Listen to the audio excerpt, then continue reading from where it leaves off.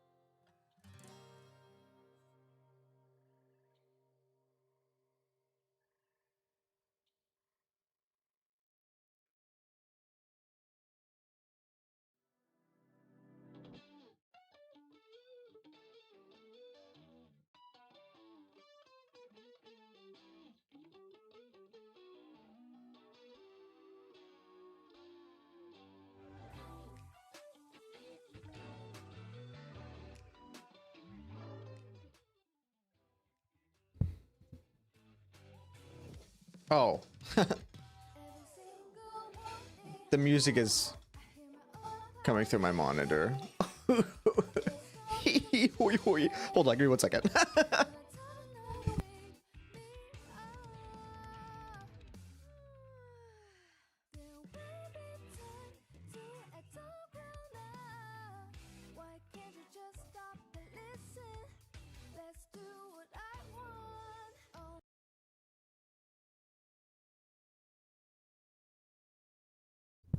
Don't worry, don't worry. I'm rewinding. Don't worry. Don't worry. Hold on. I'm fixing it. Okay, there's a reason why this song is playing. I'll show you in a second. Those who follow me on Twitter already know.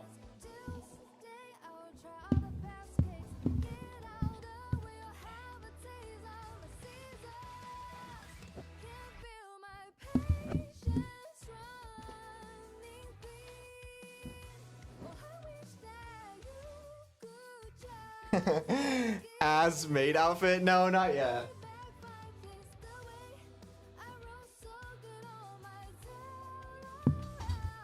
Not yet. Although someone got it. Someone did get it. Yo. What the freak? Oh. I'm still on the fake green screen. Hold on. Yo, did you guys like that video? Guys, it's a fake green screen. Watch this. Oh my god! Dude. Holy moly. It came in today. I did not come prepared. I did not cut the tape off this.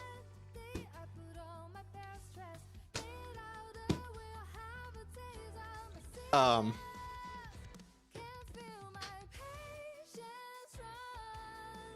Paul?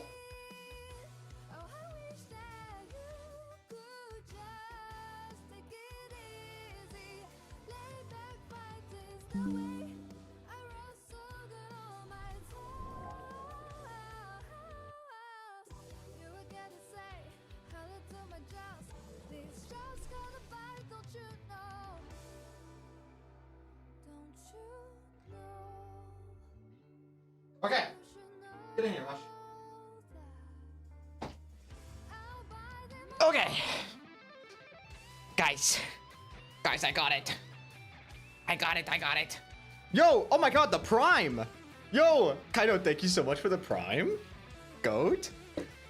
I was in the Kami North video. I didn't realize. Oh, was it in the chat part when I had to use stream footage? Yeah.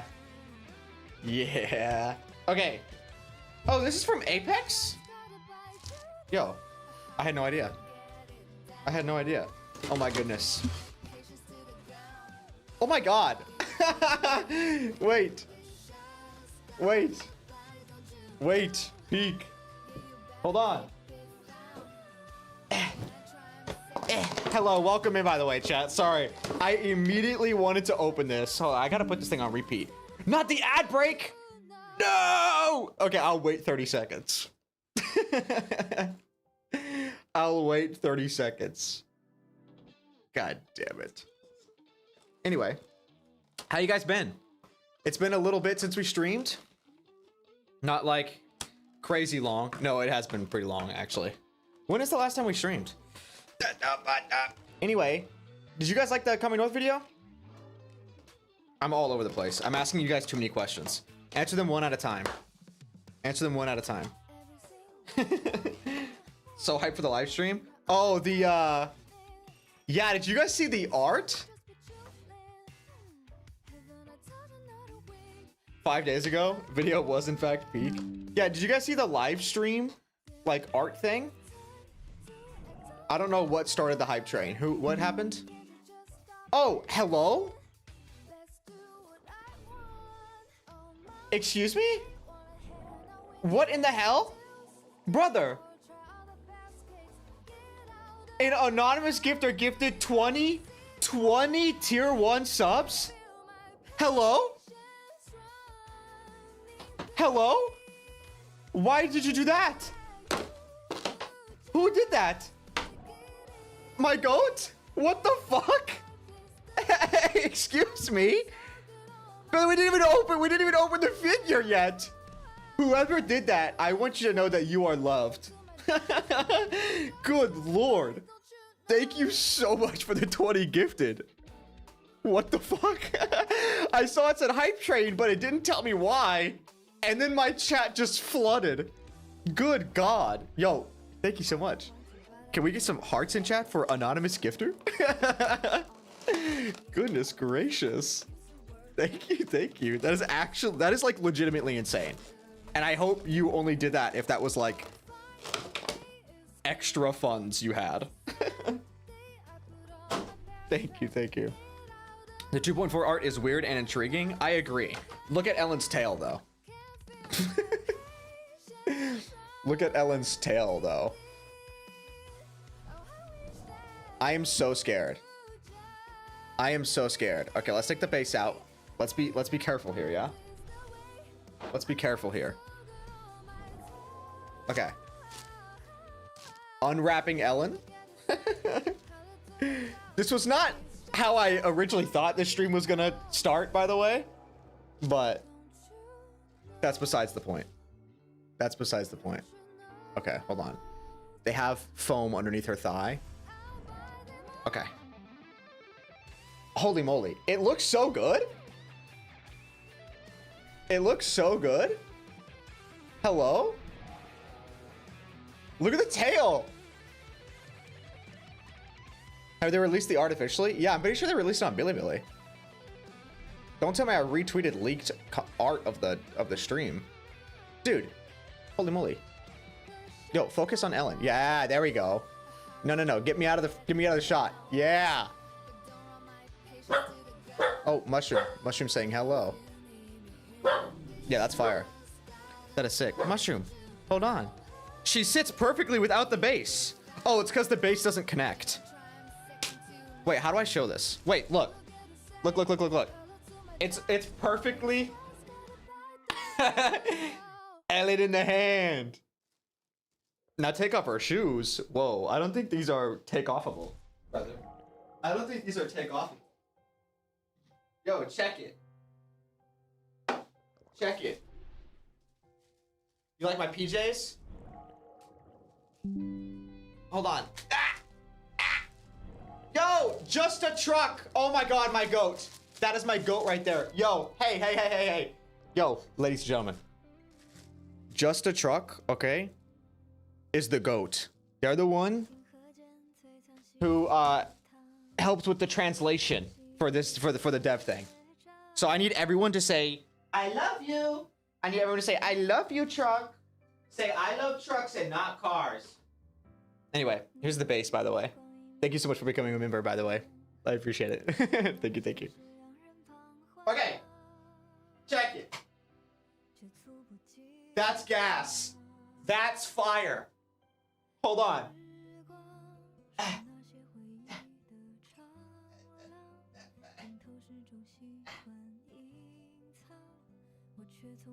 Amazing. Amazing. 10 out of 10. 10 out of 10. Look at that. Peak cinema. Peak cinema. Okay, hold on. I need to fix this.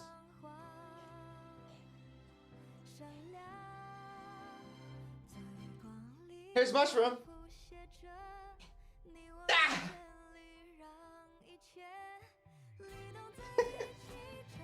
She's saying hello to chat, dude. She's saying hi. Look at the camera. Look at the camera. Oh, look at that little. Oh, she's so oh my god, she's so precious. Oh my god. Oh my goodness. She's such a cutie patootie, dude.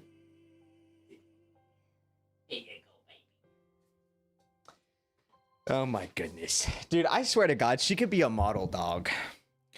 She could. She's so cute. Okay.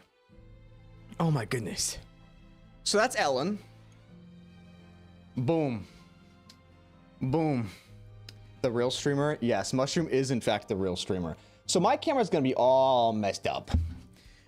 Because I had to angle it up so high for me to like just stand in the back and do the fake green screen. But hey, peak. Yeah, if you guys enjoyed, I was surprised at how many people actually enjoyed the style of the Coming North video. Do you want Out of the Room? Like everyone loved it, which is great.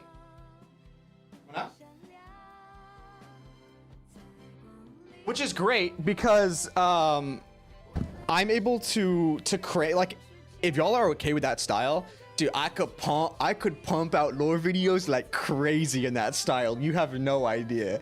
The turnaround time on that thing was crazy. So yeah. Yeah, you're in the video. You're in the video because the chat showed up. As a fellow Venus enjoyer, I approved. Good.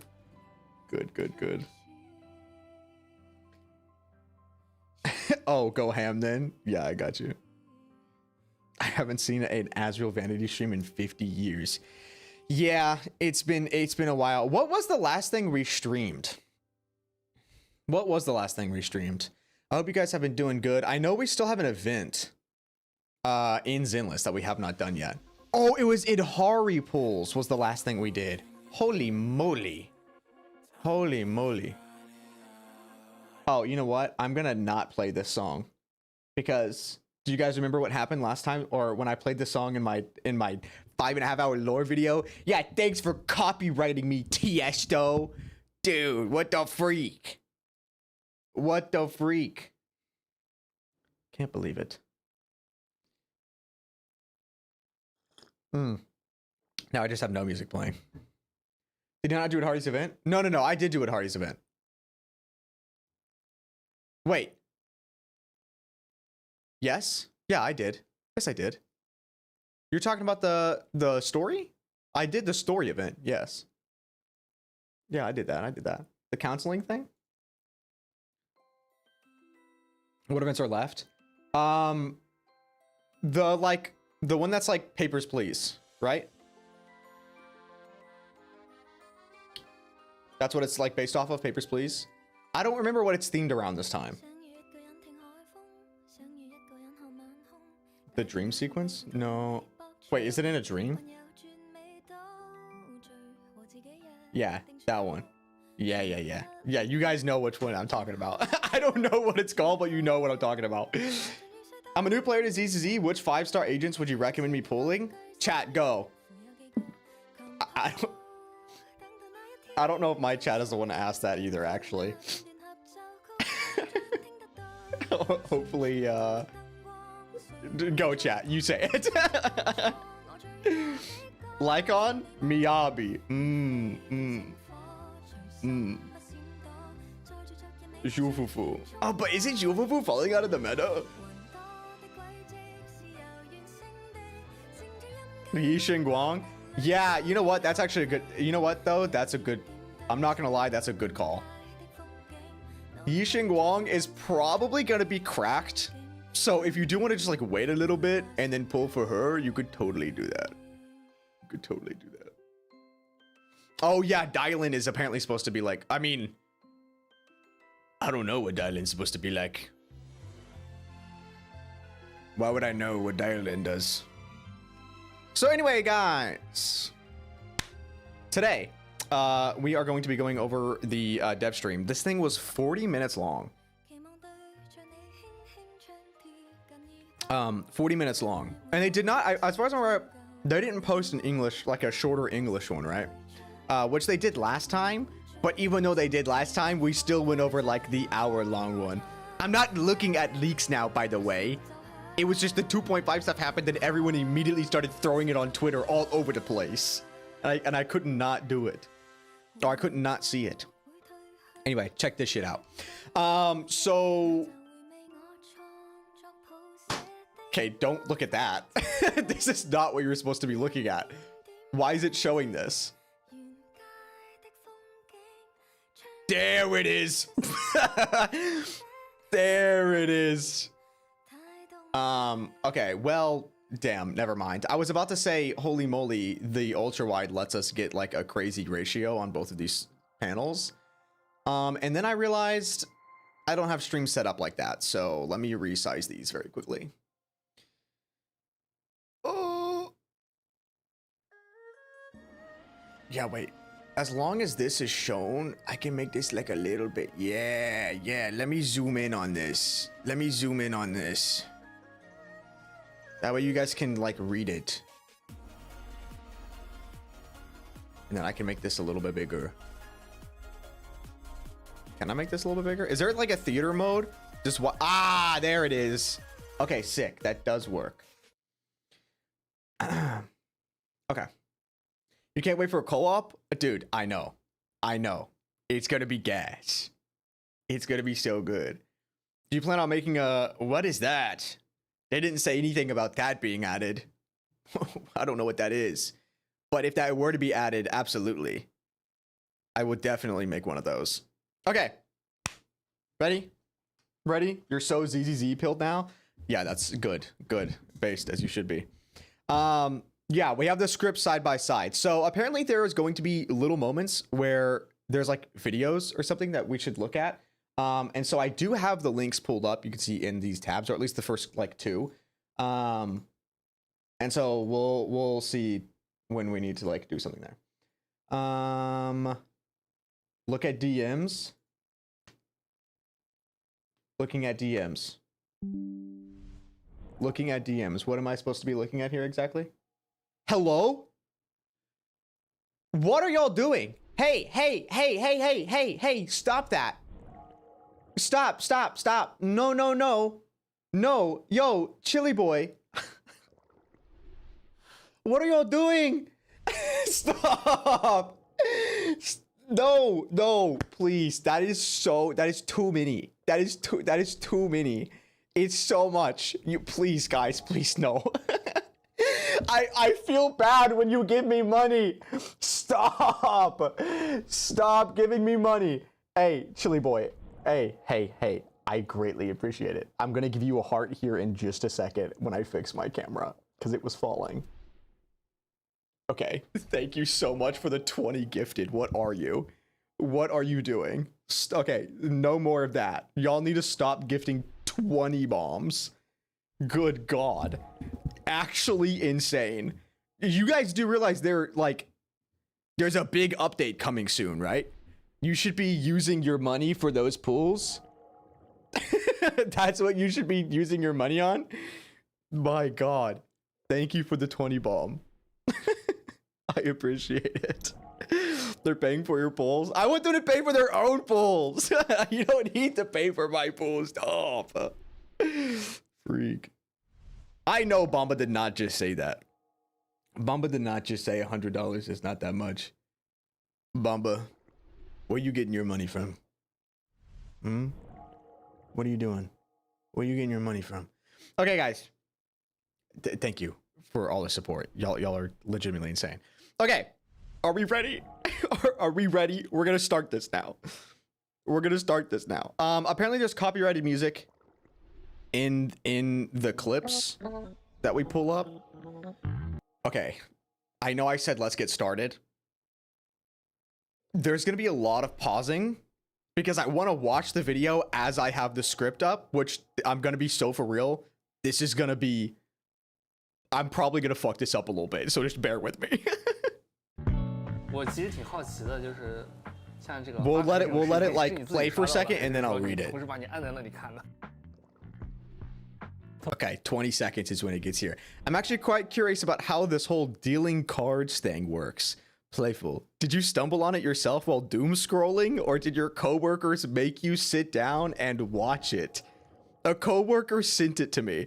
It was really popular. People in all sorts of company group chats were talking about it, and even my relatives, even my mom knew about it, you know? She even sends it to me every time when there's a new update. Okay.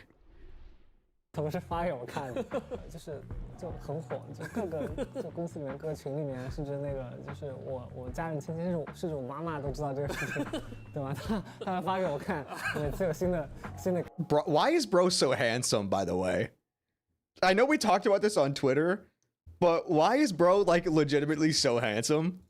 Okay, so this is the video. This is the original, apparently. Right, so I can't have the music going because apparently it's copyrighted. But this is the original. Which, if I had the audio on, I'm sure would be significantly funnier. But I also have no context for what this is. And then apparently there was an edit. There was an edit with brother in there.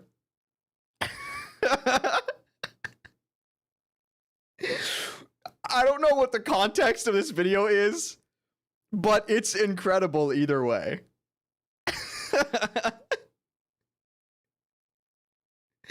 Dawei in the corner, by the way. What was that? Hello? Wait, what was the ending scene? Did brother go upside down? Oh, okay. Goodness. So those are the first two videos. Average day at the ZZZ office. Yeah, clearly. That's what they do in between. They don't sleep, actually. In between patches. Oh. Bro, you're highlighting it as we go along? Hello? Highlight these white text after. Fans made this dealing cards video because I like how you highlighted that as I'm talking to chat. Because Y is so cute, it always gives out free pulls on preview stream. Pulling characters is informally called drawing/pulling card. Ah, I see. Dude, that's so funny. Holy moly. You giving context while this is incredible. Okay. Awesome. Yeah, I love how everyone knows that Y is so cute. So cute. Okay. Well, I also personally played along with this joke in the. Oh wait, really? In the 2.1 preview program? Okay, this goes to 30. This is 34 seconds. 燃柔饮，糖分有点高。 Here's your Tim Master special. I didn't realize bro played along with the. I like how that did that go over everyone's head, like on our side. I'm assuming so. How long is the document? Long. 同事了，哪个是你？ We'll be here for a while. 哪个是加班？ Oh my god, these are so sick. Wait, these are huge. 这个哪个好像没有是加班部？我没有对应的，对吧？还是有蛮多痛车和那个对新建的痛车。 Miyabi car 能看到。这应该是 Miyabi car. Hello. Okay. Sorry. We need to keep reading as we do this. Good God. This is an update video. Yeah, this is the dev face to face. It's just like a little dev talk where they talk about the state of the game and stuff. Mine is the nitro fuel. It's a bit high in sugar. Do these Bang Boo represent your team? Which one are you? Are you the overtime boo? You know, the moment we speculated that they did this as like they're being worked overtime, I saw a bunch of videos on Bilibili that was just like compilations of video of like streamers on our side reacting to that and immediately being like, are they being overworked right now? Yeah, okay. Decorated car. Miyabi car. That is insane. I don't have a corresponding Bang Boo, but there are quite a few decorated Itasha cars. The Hoshimi Miyabi themed cars should still be visible online. Look how sick this car looks. 对，就我们对同事的车，然后前面的话还有一些机车啊什么的。啊，对，前面就是这个。Yeah, special program is on Friday. Yeah. 我们这边的星空部吗？星空部经典 POI 啊，就问界上就是有这个东西的。Okay, where are we at? We're at 1 minute and 8 seconds. Is that one of your coworkers' cars? These are our coworkers' cars. True love. No way. Oh, wait, they even have motorcycles. Bro, what the Oh, there's some motorcycles further down. Yes, that one over there. Wait, do they showcase it? Oh, they have, yeah. The big ass Bang Boo. 对，这应该是等比的，然后旁边还有这个冰淇淋，是吧？然后当时 Special program is at like 5. Well, I'll be going live at like 5 a.m. CST, but I think it starts at like 6:30 a.m. CST. Oh wait, but we had the time jump. I'll figure that out. I'll figure it out. 啊，这居然是冰淇淋！要不我们就往里面走一走。 Is this Starry Sky Boo's backside statue? Point of interest, 6th Street. Yes, that classic point of interest on 6th Street, and you have definitely seen it, right? Once upon a time, the cunning Harris hid behind it to evade someone's pursuit. That's right, this is a full-sized replica. There's also some ice cream next to it, correct? When the initial model for the statue was revealed to us, its pose and the very suspiciously shaped ice cream really surprised my team. Right, because it's totally ice cream. It's totally ice cream. At the first anniversary, all the viewers were like, that thing is actually ice cream? Yeah, I had the exact same reaction, actually. I said, that is not ice cream. How about we walk inside? Okay. Now, as for this area, I recall there were some photos of our lobby circulating during the anniversary celebration. We'll let this play a little bit. Do I just follow you to pass the turnstile? Oh, okay. Thanks a lot. Oh my God, Courtney, thank you so much for the super chat. Would you prefer the translated subtitles vid? I'm just gonna do it like this, just because. Yeah. But thank you. I appreciate it. Thank you for the super chat. Thank you. 那么我们就 Oh my God, lighter, dude. 好久不见了。 Oh my God, they actually have the wait. I was gonna do that. What the freak? 对，是时候了。那么我们就 Look at lighter. Oh my God, and the actual like, is that a real Soul Hounds machine? Do you think it turns on? Do you think that actually turns on? That'd be kind of sick, actually.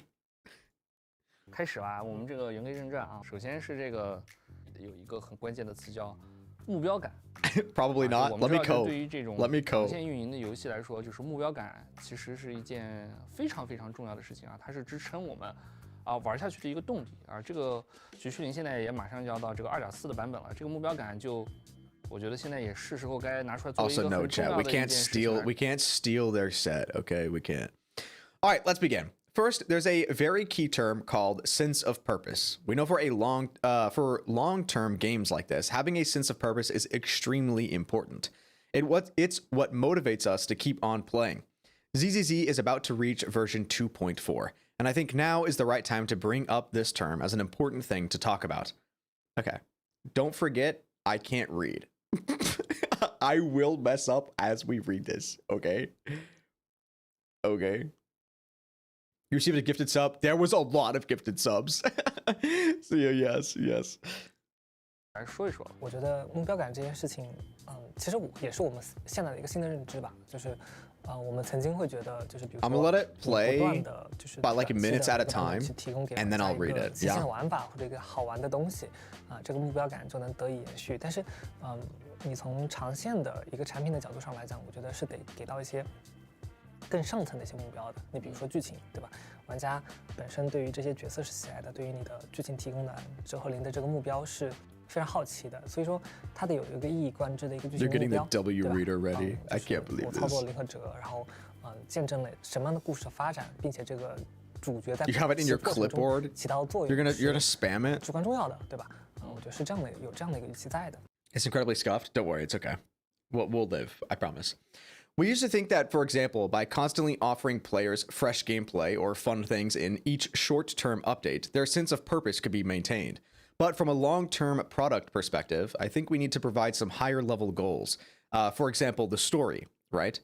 Players have affection for characters they like and are very curious about the goals of Wise and Belle in the story. So the story needs a consistent, overarching goal, right?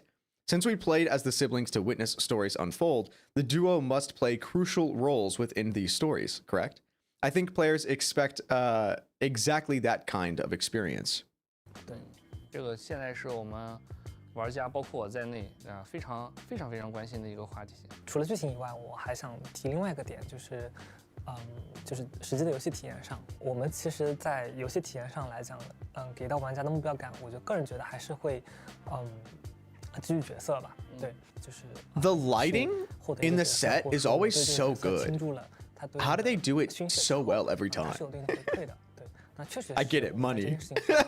是有 But still. 就是做了一些实验的，然后甚至说我们针对就是类似于像香亭这样的模块或者说我们的航天城，对吧？曾经的那个航天城，我们做了一些探索。 I know that we could just read through the document, by the way, but I do legitimately enjoy watching them talk. 我们接下来要做什么？ Why did it just skip? Did you see that? It actively just skipped a full minute. I don't know why it did that. Can I go back? Was there a reason that 还有 happened? 就是主角 Was there? 我知道这个第二季这个 Yo, back 一 up. 些定期的复盘和思考的，但是这些复盘和思考，它是不是 It didn't? W Watcher? Did I not just... Did it not? Okay. Okay. Sure. I'm going to assume that I'm just stupid. This is a topic that players, myself included, care a lot about now. Aside from the story, I also want to bring up another point, the actual gameplay experience. From a gameplay perspective, I personally feel that the sense of purpose we give players is still largely based on the characters. For example, I acquire a character or invest my time and effort into them, and there's a certain kind of reward for that. Indeed, we've done some experiments around this. We've even explored experiences and modules like the sandbox areas or the aerospace city to see how we might further allow the corresponding agents to realize their value. Yeah, while we're here, let me gauge you guys while we do this. Do you guys like the aerospace city exploration? Or do you prefer how it was before, where it was like the stages that you entered through the HDD? I am curious. So give me that while we continue. 是比较足够的或者充分的，我们也希望正好借这一次机会，跟谷歌老师、跟玩家们一起分享一下。那我们就围绕这个目标感，我们再 Fine with both. 进一步的详细说一说。我知道这第 No, 二季 no, terribly boring. 陈松会残党已经覆灭了啊。这个 I do miss Hollow 一些 Commissions, 的 yeah. 几些这个 Isolde 也离我们而去了，甚至这个大家还会有这种意犹未尽啊，甚至有 Not spoilers, by the way. Totally not spoilers. 一点小失落的这种心情啊。当时我就在想，这个第二季就是到这里就 TV over aerospace? You like the TV mode more? Okay. A mix is better. Both, but prefer TV. I love exploring, but they need bigger maps. Aerospace, but bigger. Yeah. If you want my perspective, I say it all the time. I'm not really a big fan of exploring. Like, I haven't actively gone through. I did on the most recent one, because there was like lore stuff that you could find, obviously. But I wasn't a big fan of exploring aerospace. I do like the more like the stages that you enter, like through the HDD. Just because y'all know I don't know. There's something about it feels tedious. It feels tedious, which is a personal thing. But yeah, I definitely did like it a little bit more before, but I don't hate exploring aerospace. But yeah. 结束了吗？那后面要讲什么呢？称颂会也没有了啊，这个叶诗渊和莎拉在后面的这个到底是谋划着什么事情？然后还有就是主角找老师这个探索的这个旧都陷落的这个下一个目标又是什么啊？这个一直都这个没有什么进展啊，所以说能不能再给我们明确一点？我们现在在做的是我们到底在做什么？我们接下来要做什么？我们到底是在以什么事情为目标？这一点其实也是内部在讨论的一个核心议题吧。Okay. Yeah. I'm gonna read the doc in a second. Literally in 2 seconds. 其实是依着我们的一些 Once it got to 5 minutes, I was going to read it. You've probably already had some discussions around this sense of purpose in these areas, right? The sense of purpose we just mentioned, as well as what motivates players to keep playing long term. We've done some regular reviews and reflections on this, but whether these reviews and reflections are sufficient or thorough enough, we'd like to take this opportunity to share and discuss them with you and the players. Let's go a bit deeper and talk more specifically about this sense of purpose. I know that in Season 2, the Exaltist remnants hiding in Phalium Heights have already been wiped out, and Isolde has left us. However, some players are still craving more, even feeling slightly disappointed. Like me, at that time I thought, is Season 2 really ending here? What's going to come next? The Exaltist is gone after all. What exactly are Yi Shiyin and Sarah plotting back there? And with the duos seeking out their teacher, what's the next step in uncovering the fall of the old capital? There hasn't really been much progress, so can we get a bit more clarity? What exactly are we planning to do next, and what are we actually aiming for? Okay. That is a very direct question. That's like very direct on the plot. That's kind of crazy, so I am interested on what... Okay, do we just want to read the doc? Will that feel less scuffed? I'll watch this in my own time, I guess, but... Let me ask you, would it be more comfortable for you guys if we just read the doc? Yes? Okay.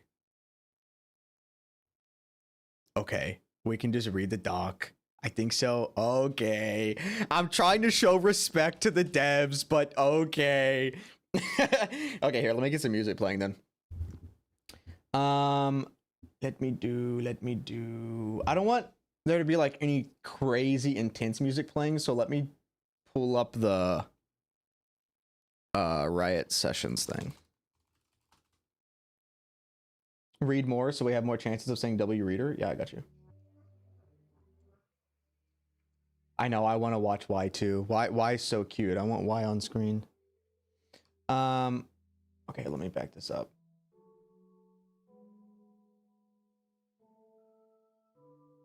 Okay, there we go. Okay, ready? The Exalted is gone after all. What exactly? By the way, if the music is too loud, let me know. Yes. Can we get a picture? Yeah, yeah. You want Yi on here. Here. You want Y on screen? There we go. I got you. I got you. That way, handsome man is on screen the entire time. Okay, let me move this. All right. The Exaltus is gone after all. Next, what are we planning for? This has actually been a core topic of discussion within our team. So far, we've been designing ultimate narrative level goals around our major updates. For example, uncovering the truth behind the fall of Old Eridu and finding clues and story hooks related to the teacher, right? For another example, before Bringer dissipated in version 1.4, he was actually in the know about a lot of those secrets, wasn't he? Yes, he was. Now spill them. Then in version 2.0, the reason we went to Wi-Fi Peninsula was also to explore some traces of the duo's teacher. But in terms of creating a bigger, long-term main storyline appeal, just dropping so-called key story fragments at version climax, in other words, just giving clues, isn't really enough, right? Okay. I liked it. Where you going with this? You saying you're gonna give us more throughout? I get it. Honestly, I feel it's not enough for the players. Yes, I really felt it while playing, because the version cycle itself is quite long, and even though each version completes its own story segment, it's easy to forget what I'm actually here for by the time the next version comes around. Okay, this is really interesting because I think y'all know that I kind of felt the opposite. Like, compared to the other Hoyo games, I've always said, like, damn, we're getting answers to a lot of my questions pretty quick. Like, I didn't expect them, for example, the Outer Ring, right? When we were at the chasm, I didn't expect that big lore dump when we were at the chasm. I thought that was lore that we were going to get like a year down the line, and we were like 2 months in. So that's really interesting that that they're talking about it in this way. Regarding this, during our initial planning of season 2, we actually already have a long-term main storyline in mind. But because we had accumulated experience with episodic storytelling rather than long-term, we end up taking a balanced approach. We've woven in some longer-term clues and goals while trying to unfold them gradually. It's worth noting that in future versions, after Sarah escapes and heads towards the creator, our subsequent objectives will become even clearer. So that's gotta be true, because did y'all see how much they said they were gonna reveal in the update stream in a couple days? That list just kept on going. They were like, yeah, you're gonna get news about the creator, the Exaltist, Yi Xingguang, the sword. Like, you're gonna get a lot of stuff. Would you get that pic of the big purple eye in the sky in your latest tweet? It's a screenshot of the Will of the Honkai from Gun Girl Z. It was just, I saw the eye in the sky and that's what it reminded me of.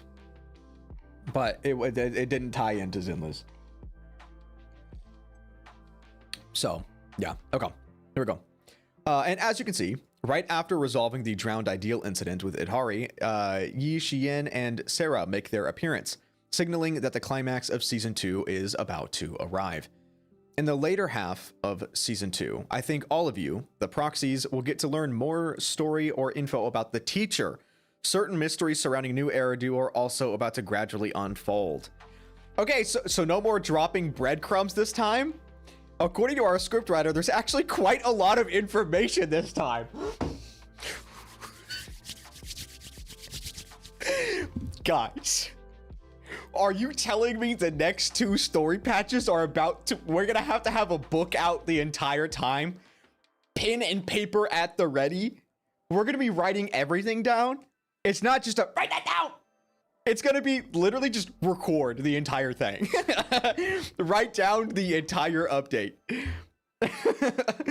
As a side note, players should watch our preview for 2.4, since the 2.4 update is coming soon. The story development will span 2.4 and 2.5.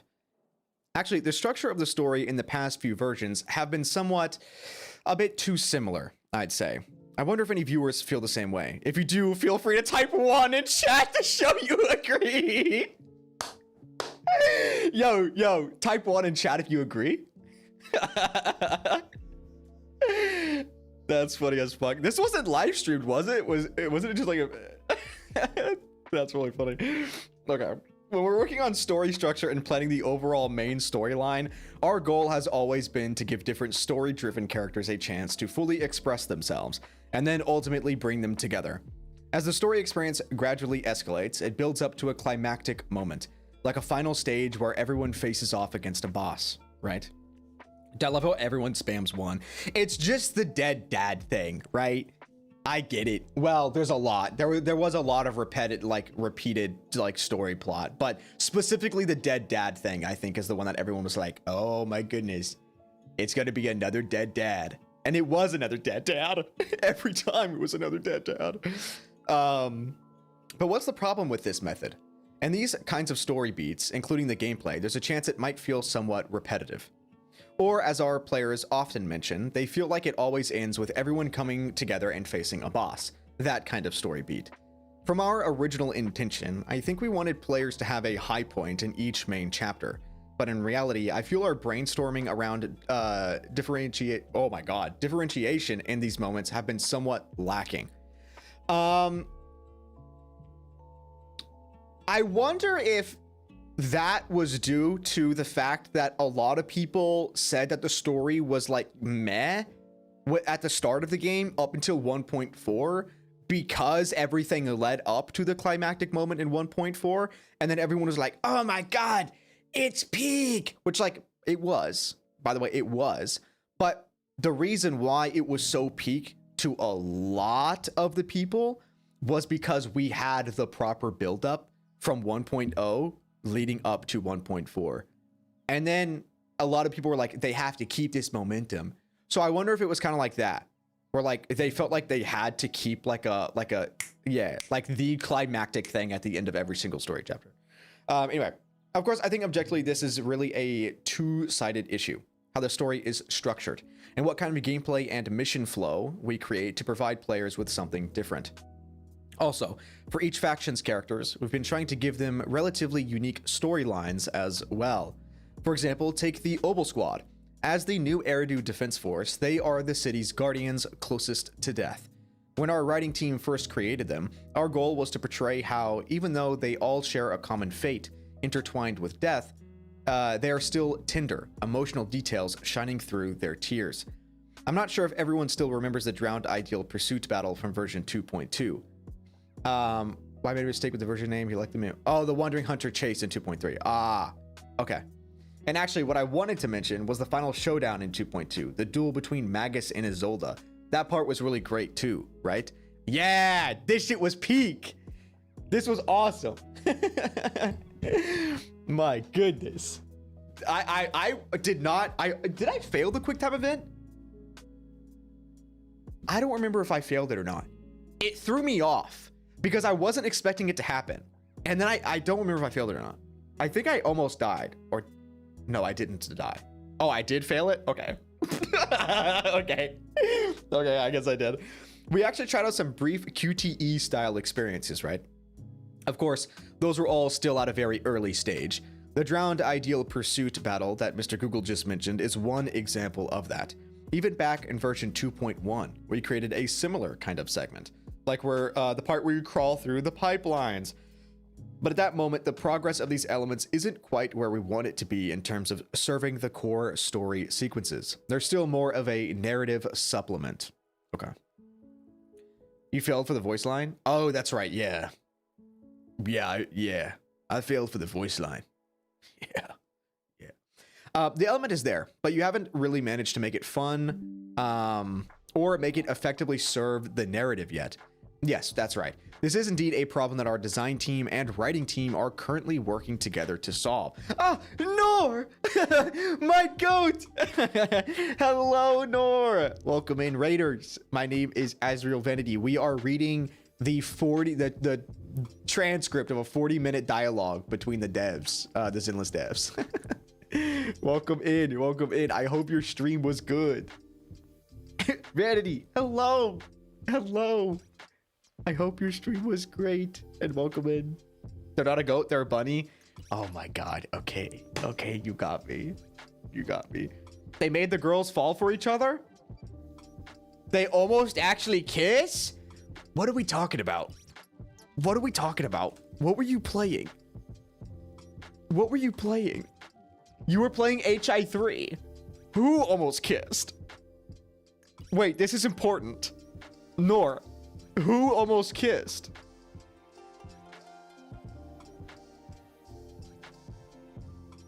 Cinna and Dreamseeker? Okay, how close to kissing are we talking? What happened exactly? Dreamseeker fell on top of Cinna? They fell on her, like top her. Yeah, send me the clip. I'll watch it after stream. I'm gonna have to continue with this dialogue here because I don't want to deviate too far. But yeah. Send me screenshots because I'm curious on what that looks like. The element is there, but you haven't really managed to make it fun or make it effectively serve the narrative yet. Yes, that's right. This is indeed a problem that our design team and writing team are currently working together to solve. Nor just sent me the screenshot. Oh my goodness. Oh my goodness. Oh my lord. Yo, peek. Oh, did I just close the document?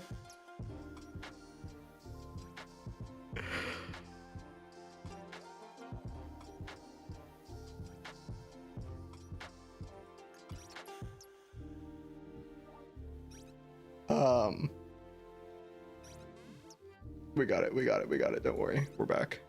We're so back. We're so back. We're so back. We got distracted by Yuri, but we're back. Too distracted from peek. I meant to close the tab, not the entire page. My bad. My bad. Okay. Let's go back to where we were. Which was where? A little bit further down. A little bit further down. Here we go. Okay. Yes. Working together to try to solve. I'd say it's something you can implement right now, but the integration still needs a bit more polish and deeper discussion. Caption, combining gameplay and storytelling to better serve the narrative and plot. That's right. I think this is also something that's going to take a bit of time, right? And everyone watching on screen probably heard that just now we talked about combining narrative and gameplay. Next, I'm going to bring up a rather pointed issue. I'll just say it bluntly. The problem of sudden character introductions without prior build-up. I feel like they were doing good until Idhari and Lucia. In the previous program, I think we were still in the version 1.6 development cycle at that time. That is to say, Astra Yao. That means when players complained about the sudden introduction of Astra, the devs were working on version 1.6. This harkens back to the same complaint from the previous dev talk. Right. Actually, we've already been thinking deliberately about how to address the issue of character introductions. This also ties into the sense of purpose we just mentioned. If players don't know what characters will appear later, who they are, or which factions they belong to, their motivation to follow the long-term story of the game naturally decreases. Actually, even up to version 2.2, I remember that if you hadn't released the teaser preview video featuring Dylan, Banyue, Zhao, and Yixing Guang, I wouldn't have known what characters were coming. That is true, but to be fair, the patch that they showed that off on, we did get introduced to them in the story. You know what I mean? I wouldn't know what characters were coming next. It was one of those moments where we were completely in the dark about the version. Okay, I think I have a different take on this. We knew Krampus was coming, right? Now, this is under the impression that you actually read the lore as you're playing the story, which I know some players, like, don't do. But because we knew that Krampus was, like, coming in the update, I assumed we were going to be introduced to more of the like, characters in the faction. Like, Zhao didn't feel like she came out of nowhere. And honestly, everyone. Krampus felt like it was very naturally introduced. so them showcasing all of the characters was more of like a jump scare. Honestly, like this little clip thing, it was a jump scare. Cause I was like, who? Like, well, before Zhao. I mean, we knew Zhao in the original like 2.0 teaser. But yes. Thank you for correcting me. You are correct. Zhao was on the 2.0. But Dylan and Banyue came out of nowhere. Anyway, there's my take on it. It was one of those moments where we were completely in the dark about the version. Oh my god, peak. Actually, the character showcase video was created with the point I just mentioned in mind, to present it to everyone. So moving forward, when it comes to characters that drive the main storyline, we'll pay attention to their long-term development, right? Another point worth mentioning is that, especially for characters released in advance, they need to have some standout moments. We've actually tried to focus on polishing these key scenes. For example, in version 2.3, the character everyone is very interested in, Yi Xinguang, the junior-senior sister, made her first junior-senior sister, made her first appearance at the end of 2.3. By version 2.4, she is guaranteed to act alongside the proxy. During this process, players can get to know her better and learn some of her hidden secrets and past pains. Ah, we're gonna get her actual backstory before. Ah. Amazing. Amazing. So, for example, I'm very interested in Yi Xinguang. Everyone knew about her quite early on, but only her existence was known. Now, people are looking forward to her story. It won't just be concentrated in a single version. Instead, it will likely unfold gradually, similar to how we laid the groundwork early on for the Hollow Special Operations Section 6 storyline.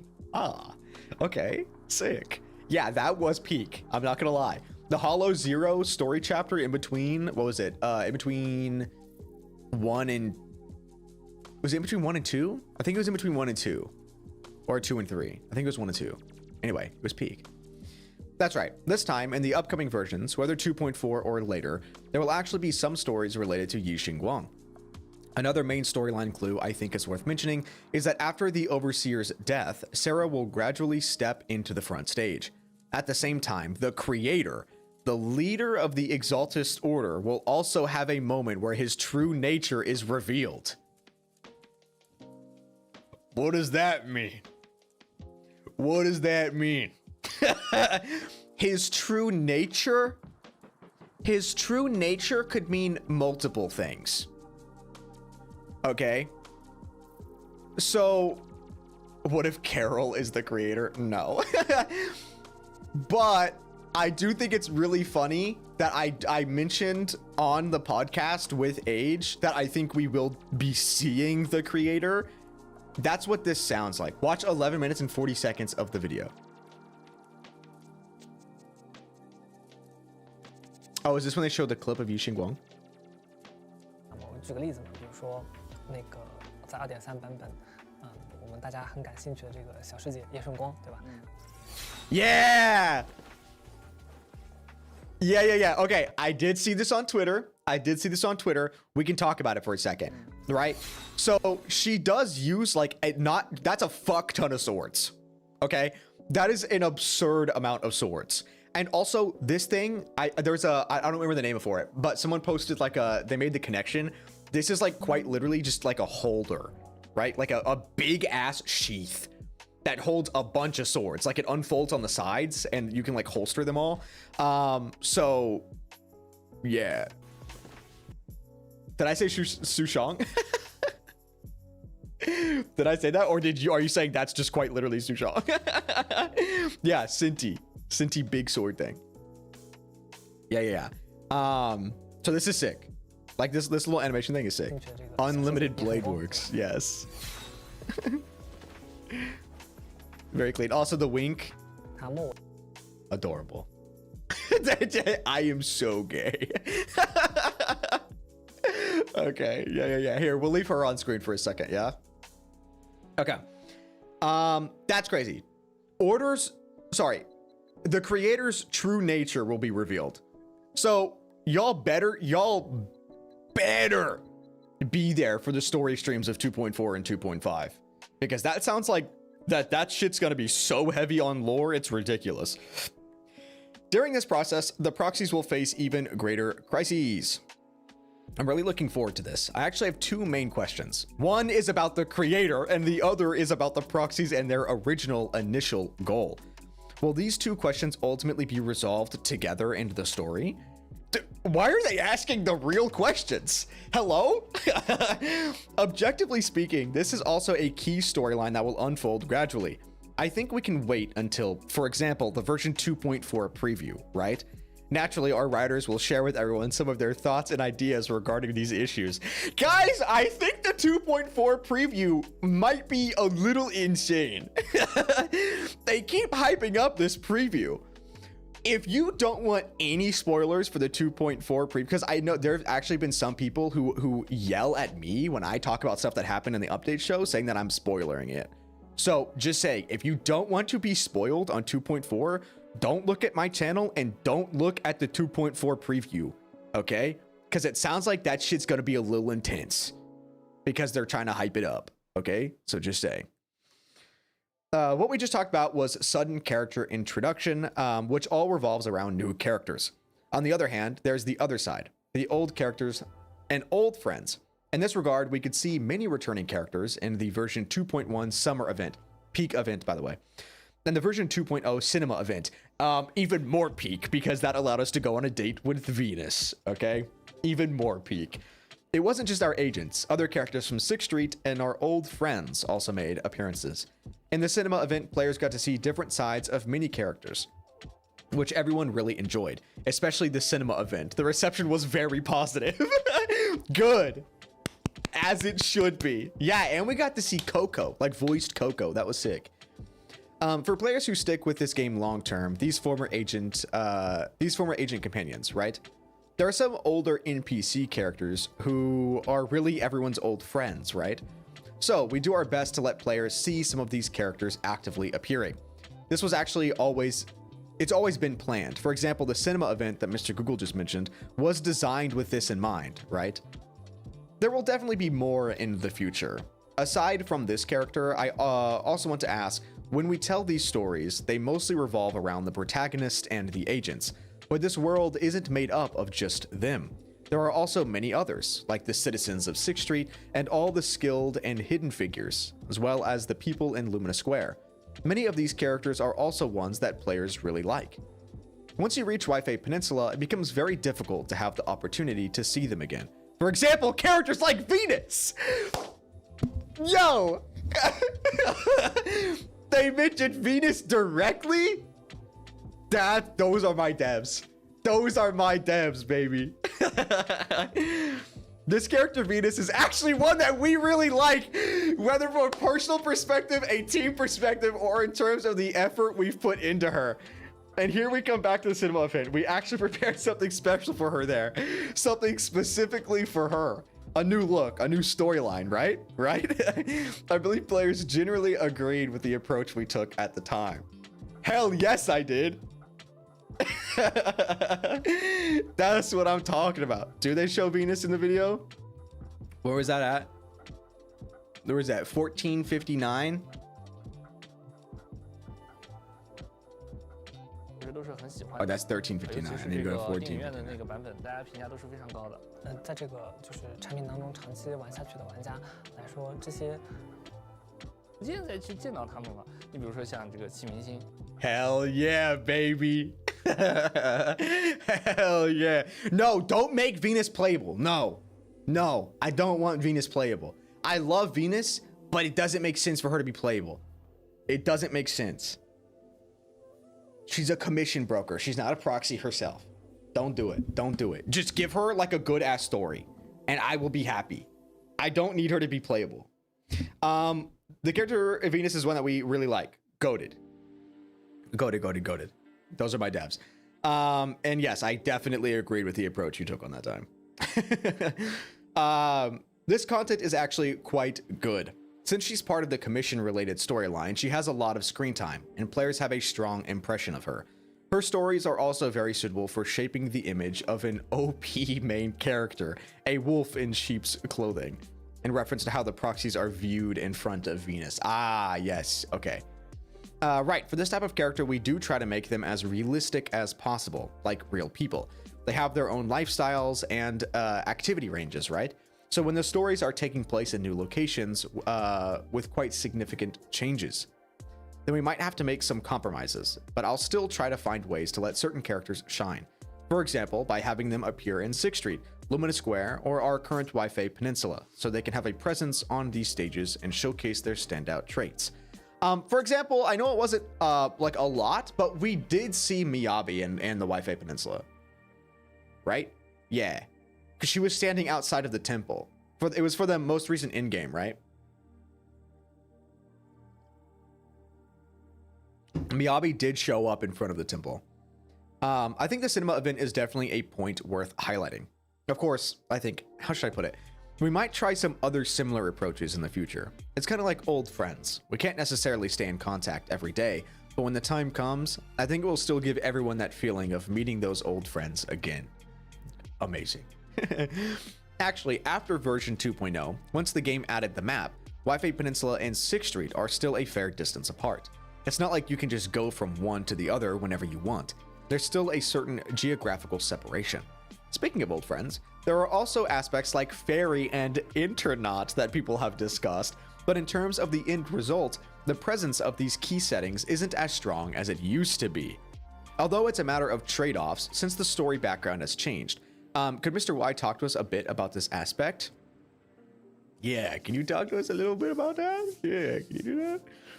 Of course, our initial version 2.0 plan was to show players that Wise and Bell had joined Yunkoi Summit as disciples. As disciples, they would unfold more stories together with Yunkoi Summit. It's not entirely just from the perspective of the legendary proxies. Part of it is also about them appearing as Yunkoi Summit disciples in front of various factions. It's just that there's a balance to this. In our settings, regarding the modern aspect of the proxy, some of these elements did become a bit less prominent after Season 2. I think we acknowledge that, and in future versions we plan to bring more of these elements back, whether through the main storyline events or even through atmosphere and side quests. Okay, sick. Yo, Chaotic! Oh my god, hello. What's good, gamer? How you doing? Did Wind help you with this? Yeah, Wind proofread this, and then Truck did a big chunk of the actual translation, and then also Truck's friend, which is at the top. I don't want to scroll all the way back up, but yes, they did. For example, in version 2.3's threshold simulation, we actually tried something like this, giving Fairy a stronger presence. That's true. She did have a lot of voice lines there. After that, we could also build suspense in advance, and the main storyline will feature more AI-related plot elements as well. That's what I'm talking about. So we saw on the little... Okay, listen, I first saw it when they posted this on the EN side, the little picture, okay, that said that they were going to be bringing the AI-related plot elements back. I'm just saying, I do really like the idea that I said during the podcast, okay?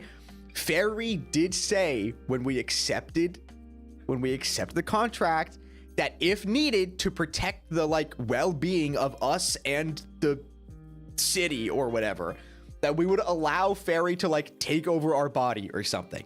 And I'm just saying, if we do see the creator and Fairy just immediately takes over our body and does some wacky ass shit, and that sets up more of the AI plotline, it would be kind of peak. Okay. As for Internaut, aside from the regular updates, I think we'll bring back some of the classic experiences, like posting messages. Yes. Of course, how to integrate this into the current narrative flow is something we're still thinking about and preparing for. Right. You mentioned posting messages, and then there's also the newspaper and many other things that existed before. Whether it's for the setting, the atmosphere, or at least these were the things that initially drew me into the game. So, if over the course of version updates, these elements gradually fade from view, I do think it's a bit of a shame. I agree. In fact, actually, I don't think the newspaper has been updated since since Alice released the thing publicly, right? When she duped Damien. I don't think it's changed since then. Yes, I personally agree with this point. While we're constantly expanding new modes like the stage modes we just mentioned and producing new content, we are actively working on exploration. Of course, for the original areas, whether it's story planning, factions, or even NPCs opening shops, as mentioned earlier, we're also making efforts to plan and implement those. You mentioned opening shops, right? That actually reminded me of something. In our first interview session, we brought up a shop, a hot pot restaurant. So it looks like that idea didn't go through. Yo, thank you for the follow. Thank you. Bonafide, I appreciate it. Literally pigeon means stand up / flake on someone. The idea didn't get finalized. Oh, I see. Okay. Yes. We will go through with it, we promise. Before the end of season 2, we will definitely serve the hot pot restaurant to everyone. Okay, confirmed. Confirmed. Raz the Silent, thank you so much for the follow as well. The hot pot restaurant will be open before the end of season 2. If they open it up by us having hot pot with the idols, by the way, I think that would be peak. This hot pot is absolutely a must eat. Actually, besides the hot pot restaurant, we will definitely have some other main city shops gradually opening during season 2 as well, right? For example, besides Luminous Square and Phalium Heights, our antique shop, Buyen? I don't think I've ever tried to pronounce that shop's name. No hiding. We'll probably meet everyone later on. Also, 404 error live. Oh my God. I posted this on Twitter and it was actually so funny. People were trying to tell me that I haven't been waiting 3 years to go inside of 404 error. They're like, dude, the game came out a year ago. You have not been waiting 3 years. I have been waiting 3 years. It has been 3 years since I originally tried to go into 404 error live during the first beta. Yes, I have. Dude, finally, we can go inside. We'll bring along a group of familiar faces to meet everyone as well. You mentioned 404 error. Even though we've passed by it a few times, it has that sign up, but it's been closed most of the time. I also remember taking photos there before, and the poster still kind of had that live in action feel. So is it a bit like the old impression of watching underground idols on the streets? What's the idea behind that setting? I think the secrets must not be revealed. Okay, I got you. It would have been fine if you hadn't mentioned revealed, but as soon as you said it, I feel like I can already guess what it is. It's one of those names that's right on the tip of the tongue. These two are trying to be slick. I think everyone could look forward to them, right? The idols, baby, the idols. Yeah. Is it a nightclub? It's just like a concert area. Feels like the AOD spot being 404 with the underground music vibe. Yeah, 100%. It's the idols, right? Like we will be able to go into 404 with the idols. Besides the shops this time, in version 2.5, we'll also be upgrading our combat areas. The main upgrades, in addition to changes in the areas themselves, will include some special level exploration abilities. Huh. This new exploration ability will also have a certain connection to our junior senior sister, and it won't just be related to movement. It may also involve interactions within the levels. Of course, this won't affect normal players' exploration. We want all players to be able to experience the content we've designed, even if you don't pull the new character. So there won't be any barrier to entry. Holy shit. Hey. That's actually huge. Okay, so you won't need to pull Yixing Wang to get the movement abilities. That's actually huge. Additionally, we've tried to integrate monster abilities with the map design to enrich the overall gameplay experience. Okay.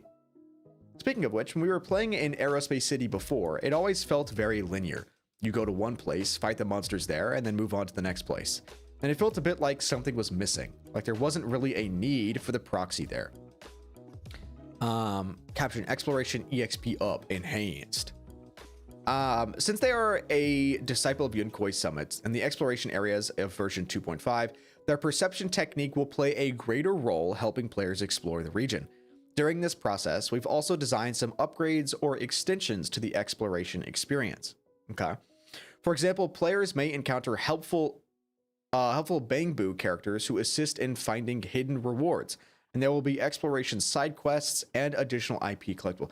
Okay. This right here is all I needed to hear. Okay. Okay, when it says exploration side quests, I'm hoping that means that there will be like a story tied to it. I just dropped a video about Kami North. We haven't been able to get stories like Kami North story in a very long time because of the fact that we've been so like only on main story that we haven't really had any of the side commissions or side stuff to do. So if they are actually going to be giving us a little bit more of like the side story stuff, that is actually going to be incredible. Because we haven't gotten that since the TV rework, I feel like. We're aiming to provide, well, okay. The Black Anchor part of the Kami North thing happened after the TV removal, but you know what I mean. We're aiming to provide a more immersive experience with higher content density. We don't necessarily intend to make this map endlessly large. Rather, we want to raise the quality of the content and experience within it. Okay, so the maps are going to get bigger. They're not saying they're going to make it stupid big, but they are going to be bigger to ease the feeling of it being a little linear, right? Speaking of immersive experiences, I noticed when I was playing before that in Aerospace City, if you hadn't finished the main storyline, the treasure chest on the map wouldn't be available. You'd have to complete the main story first and then run through the area again. That is true. It felt a bit inconvenient to have to go through it twice, since it could have been done in a single run. Okay, I actually did talk about this during Lucia's agent mission, I think, when we got into that like new area. Yeah, by the way, it does also mean that they just mean that there's gonna be more to do in the area instead of just like defeating the enemies and walking through. So don't be too worried about the map getting like big, right? This was indeed something we didn't fully account for in the early design. We didn't balance the player's needs for both the story and the exploration experience. However, we've learned from that, and in version 2.5, we've addressed it. Regarding exploration content, including collecting and gradual progression, players no longer need to make a distinction. You can actually do some exploration during the main storyline, so players can choose how they want to play based on their current mood or preferred playstyle. We also have the next topic regarding events. Oh, bless. Yo, Atari, thank you so much for subscribing. I appreciate it. Thank you. Regarding events, we've actually done quite a few experiments. For example, the cinema event we mentioned earlier, as well as summer-themed events like the beach. Fishing and surfing. Exactly. Dude, fishing was goated. Okay, I'm glad they added fishing. That was one of the best things they could have done. These events have been widely praised by players. Of course, objectively speaking, there are also some events that players didn't resonate with as much. Perhaps their development time or production cycle wasn't sufficient, giving them a somewhat refreshed feeling. The only event that I can think of that I saw people have backlash on was the Arpeggio Fault. Is that what they're talking about here? Speaking of rehashed content, players really enjoyed the photo taking event this time. Yeah. Oh, the temple. Yeah, I was one of those people. Okay, yeah. I didn't like the temple maintenance thing. I was not a fan. I was not a fan of that. I'm glad, I know that it's going to be coming up here. I'm glad that they're adding a one button thing for the temple management. Okay, I didn't want to do all that. I didn't want to do it.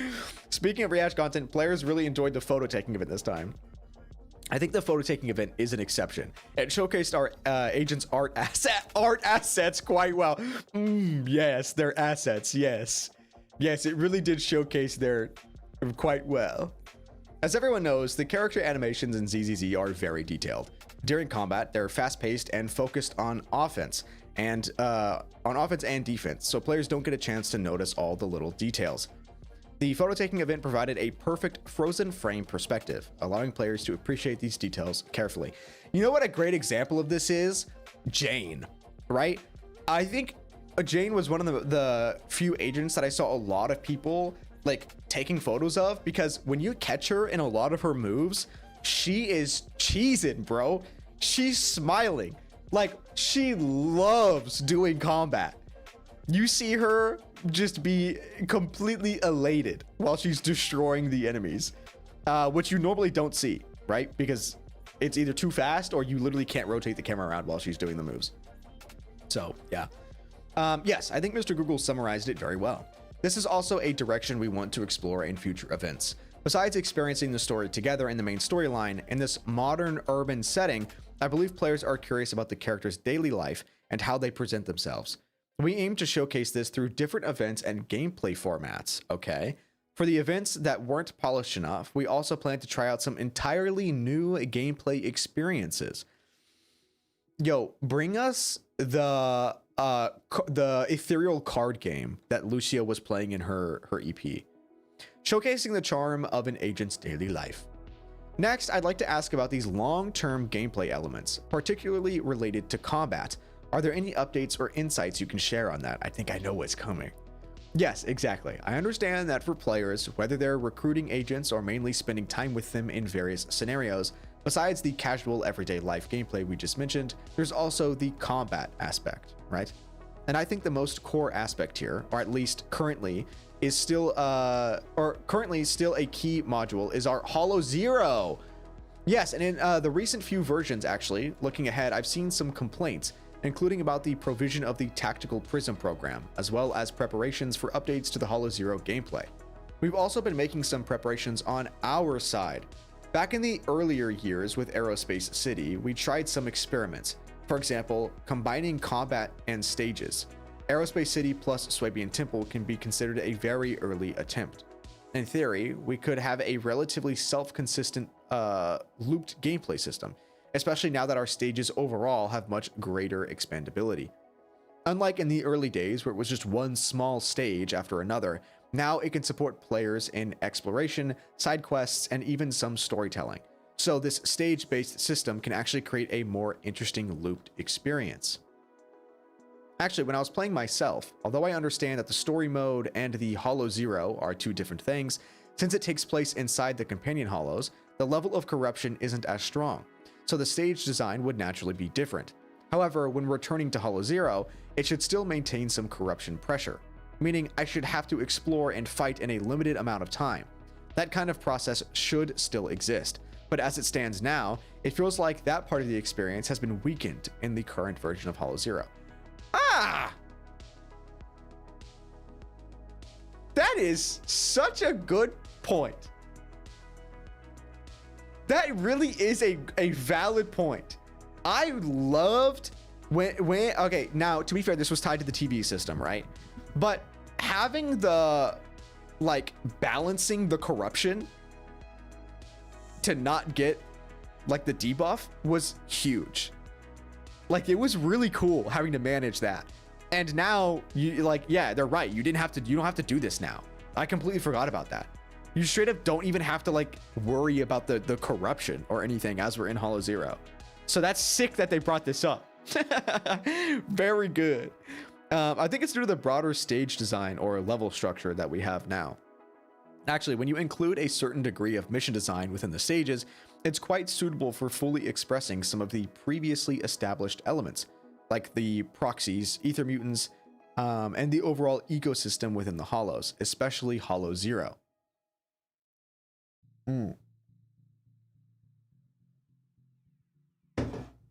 Okay. I like the fact that they mentioned an ecosystem within the hollows, by the way. I know that doesn't really mean anything, but it's nice that they said that. Yes, I think this is a very clear direction we want to pursue in the future. So next, the focus will be on the new zzzero gameplay, right? Yes, we want to upgrade both the stage gameplay and the overall system experience. In the previous phase, starting from version 1.4, when the zzzero was first introduced, the focus was mainly on the agent's abilities, using a roguelike style linear framework to connect everything together. But now that we've come this far, we believe there's definitely a much broader space for us, right? A chance to create something new. It seems like Mr. Y came well prepared too. Do you often read community comments and such? I think as a game designer, it's definitely necessary to regularly look at and follow players' feedback over the long term. Yes, of course, the broader direction we're talking about will definitely take quite some time. It's just that since it's a more long-term project, its initiation and planning have to start earlier. I wonder if this is why we haven't gotten Lost Void. Is that why? Because we should have had Lost Void by now. Like another storyline. I know this is more gameplay direction, but I wonder if that's why we haven't, because they're like waiting to do the next story thing with the introduction of the new gameplay. That would make sense. Sounds like you've been planning this for quite some time already. So the reason you're doing this isn't because you were persuaded by feedback I mentioned, right? Yes, because objectively speaking, if you wait until problems actually appear and then make adjustments based on them, it's already too late. Instead, you need to think ahead to anticipate what issues might arise in the future direction or experience and identify where optimizations will be needed in advance. The 4D chess method. In addition to being willing to listen to players' feedback and striving to provide a better gameplay experience, we also put a lot of effort into forward-thinking game design. For example, we want to further develop the kinds of things we're best at, like the photo events we mentioned earlier, which showcase the agents' urban lifestyles, right? Bringing players more interesting experiences. This all comes from a blend of our past experience and creative inspiration. And next, I have a question about gameplay. I've been playing since the very first test server, but there's one gameplay mode that left a deep impression on me, and I still think about during the third test, there was a co-op boss battle mode. Will there be a chance for that mode to return in the future? They even said that it was going to return before launch, by the way. They did say that. And then we just didn't hear anything about it until now, which is crazy. That's a long time. Yes, it will definitely return. We haven't abandoned it or anything like that. It's just that we're approaching the preparation process more cautiously, right? For example, in terms of technical groundwork or related infrastructure, we needed to make sure everything is well prepared before it's implemented in the game. For instance, events like Marcel Adventure, the Bamboo Fall Guys, and In a Chess Legend were to some extent part of paving the way for the future, ready before we can officially bring that feature online. Yeah, do you guys remember how laggy the first Bamboo Fall Guys was? Do you remember that? It was buggy. It was pretty buggy. I'm not gonna lie. Like it was a little intense, but yeah. Is this? I'm sorry. Is that real? Hey, whoa. Hey, whoa. ZZZ official, what are you doing in my chat? What? What are you doing? Hello? What the fuck? Yo, hi. Showing some support, we will improve. We remember, we will improve. Showing some support and listening to our players. Yo, the goats. Hello, what is happening? I'm losing my mind. What? I love you. Guys, look, my office is completely decorated for you guys. Yo, what the fuck? Dude, my heart is beating so fast. Yo. We love you guys. Thank you so much for listening to the feedback. You have no idea how much. I'm sure you see, actually. I'm sure you do know. Like, let's be for real. I'm sure you do know. Everyone says it on Twitter. You guys are incredible devs. Thank you so much. Yeah. See? Chat said it. We truly love you. This is lore. By the way, when I saw that first message, I was about to skip over it because I was like, there's no way that's real. And then I clicked on it and I was like, click channel. What the hell?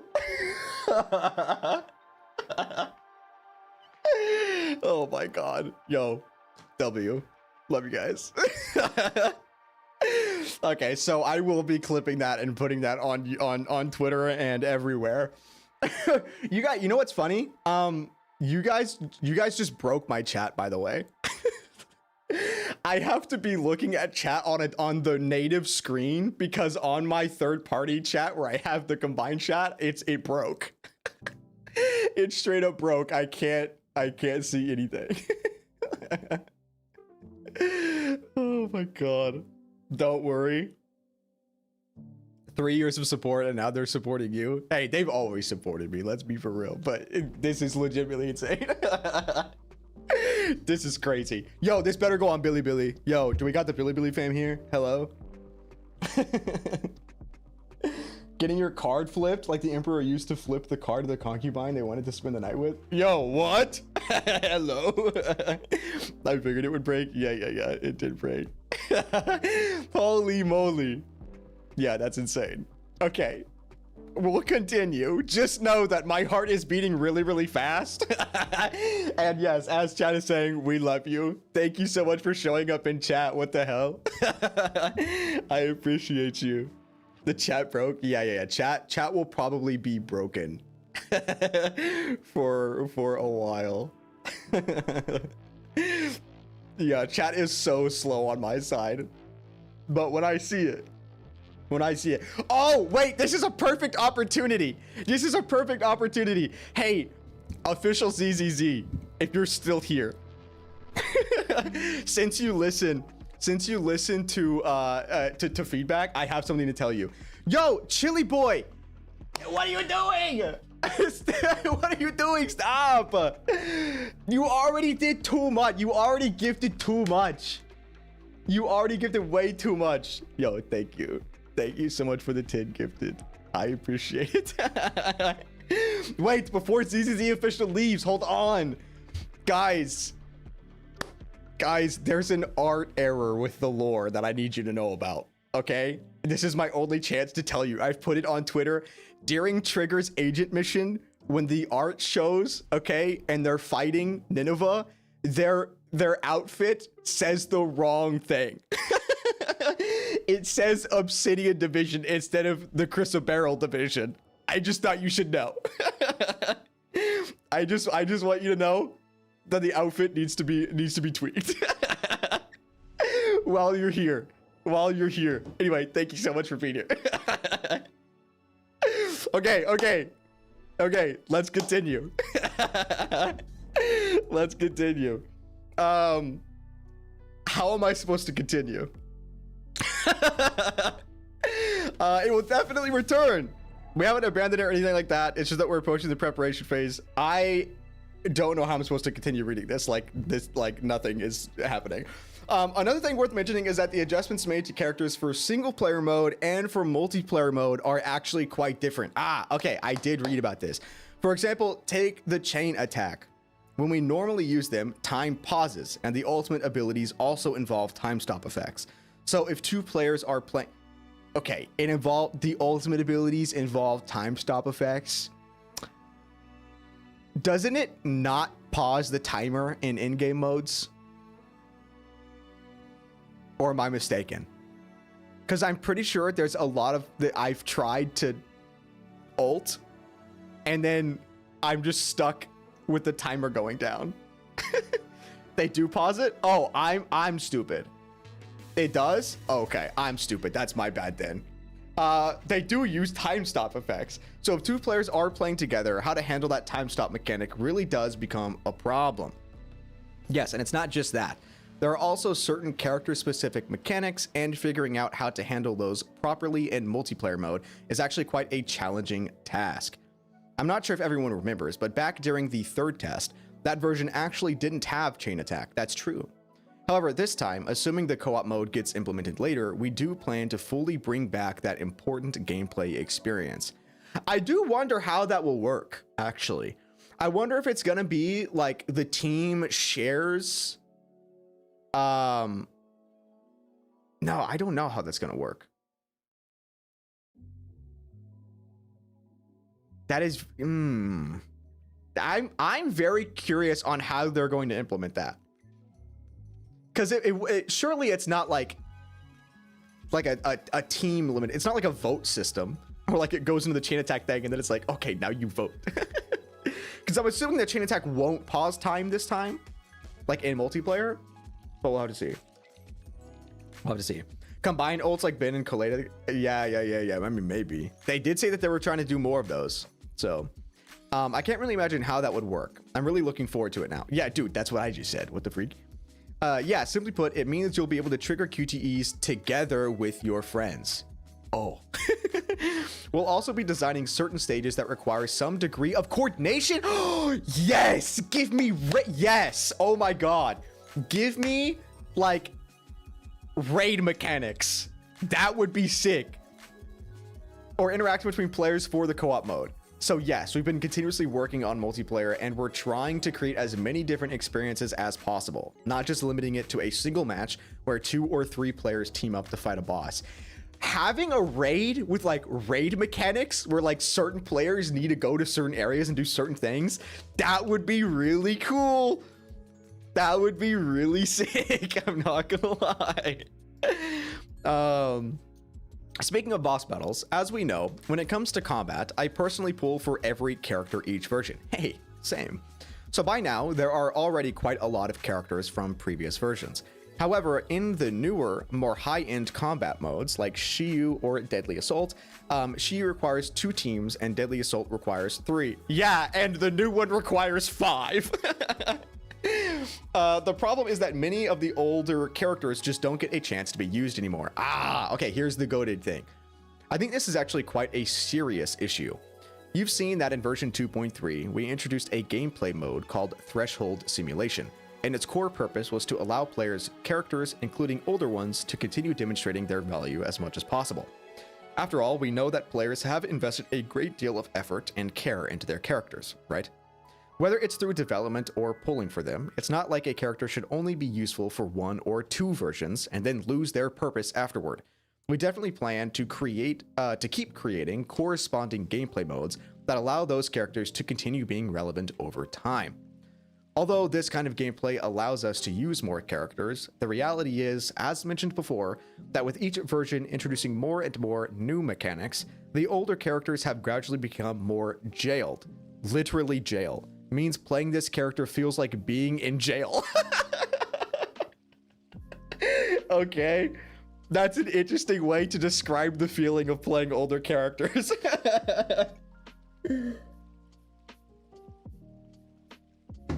Oh, that's really funny. It literally feels like being in jail.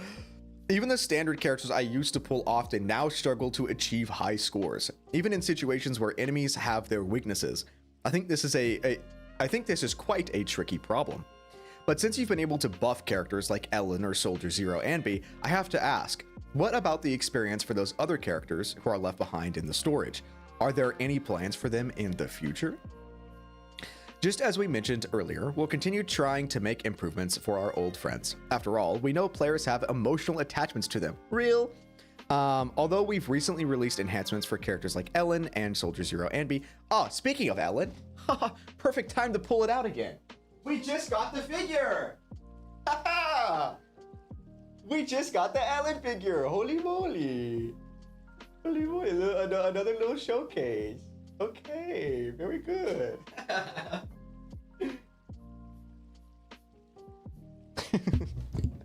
Okay. There'll definitely be more characters in the future who will have their own moments. Their opportunities for strengthening will come as well. So specifically, which characters will be getting those enhancements? I think everyone can wait until version 2.5. By then, we'll have something to show. Everyone can go ahead and type in the chat which character you'd like to see buffed. Okay, let's take that moment. Let's do that. Let's take that moment. I want to go get another cup of coffee because I just took my last sip. I want you guys to tell me who you want to be buffed the most, okay? And then I will be right back. I like how everyone immediately said Jane. I'll be back.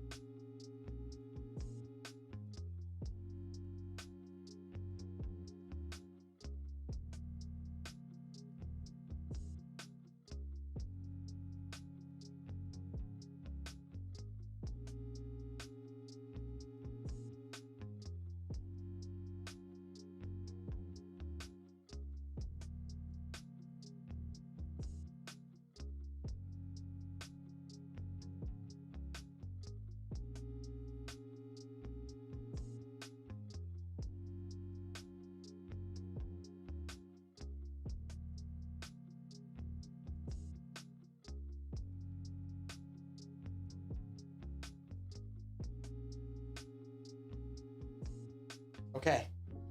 Okay, I return. Hey, I'm still freaking out about the fact that the official ZZZ channel showed up in chat.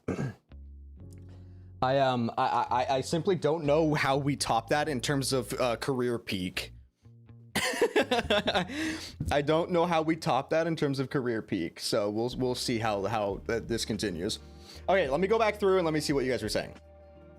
Okay, a lot of Caesar, actually. I'm seeing a lot of Caesar. Coleta mention, goated. Nekomata. Okay, I feel like y'all are only saying Nekomata because you have her M6. And if they buff Nekomata, then you'll have a busted unit. That's what I'm understanding. Because guys, trust me, Nekomata will totally get a limited S rank version. Trust. Right? Trust me. Limited Nekomata win. All of the 1.0 characters except Miyabi. You don't want Miyabi to get buffed? I actually kind of do want Miyabi to get the little like thing in her base kit. The what's the thing? What's the thing called? I don't remember what it's called. But it's the big like circular dash that she gets in what is it? Hollow Zero? I think that's what she gets it. You know what I'm talking about. It has like a crazy amount of days, right? Or something like that.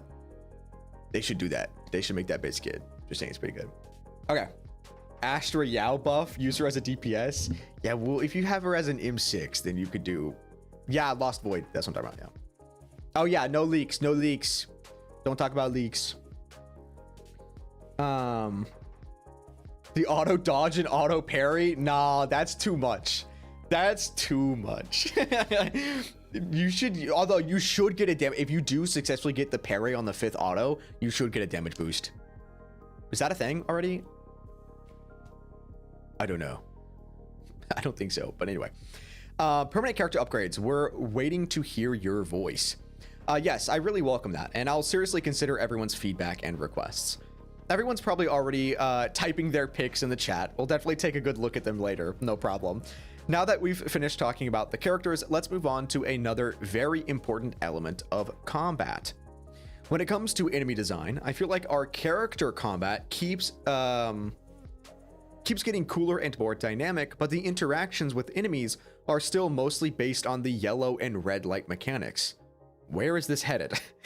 If we use certain characters, especially those with a lot of invincibility frames, to dodge these interactions, over time, the combat starts to feel increasingly one-dimensional. Are there any plans to make adjustments in this area in the future? I think that's a very good point from Mr. Google. This time, we'll be making some changes. We plan to try out new design in terms of character-enemy interactions. Of course, we don't want to make the difficulty threshold too high. Okay. I think that they shouldn't be afraid to make the difficulty too high, as long as it's like in a specific mode. You know what I mean? Like if it's at the end of like a specific mode, then they could like really go crazy with it. But yeah, a lot of the most recent bosses can't be frozen, right? I feel like that's an example of what they're saying here.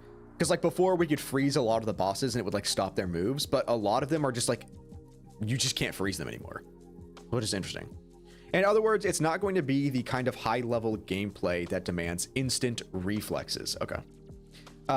Right? Yes, of course. It will still provide a certain level of depth, and it will also serve as a part of the design that conveys the sense of pressure or intensity in some boss battles. Okay, I got you. Of course, what I want to emphasize is that our goal isn't simply to increase the difficulty. Rather, we want to make the interactions between characters and enemies more fun, to enhance the overall gameplay experience in that direction. So from what we've heard, it seems the team is already working on all fronts, whether it's event upgrades, gameplay iterations, or updates to boss battle mechanics, right? That's right. And in the long run, all of this is also meant to give players a stronger sense of purpose, since they're investing their time in the game, right? It helps players deepen their understanding of the game and improve their skill level while also building emotional attachment to the agents. So whether it's through the story, the combat gameplay, or the underlying systems, our core goal is to ensure that all of the effort players put in can lead to meaningful changes over time, allowing them to enjoy and stay engaged with the game for the long run. Okay, I actually do want to ask you guys a question here, because they have mentioned multiple times about building an emotional attachment to the agents, which I totally get, like wanting to have the base unit be buffed. Do you guys like the what's the term? There's an actual term for it, but when they like re-release a character, like a different unit, right? Like how HI3 does their stuff, and then how they did with Anby, right? Do you guys like that or no? Because I love that shit. But I feel like it's always been 50-50 when I ask people.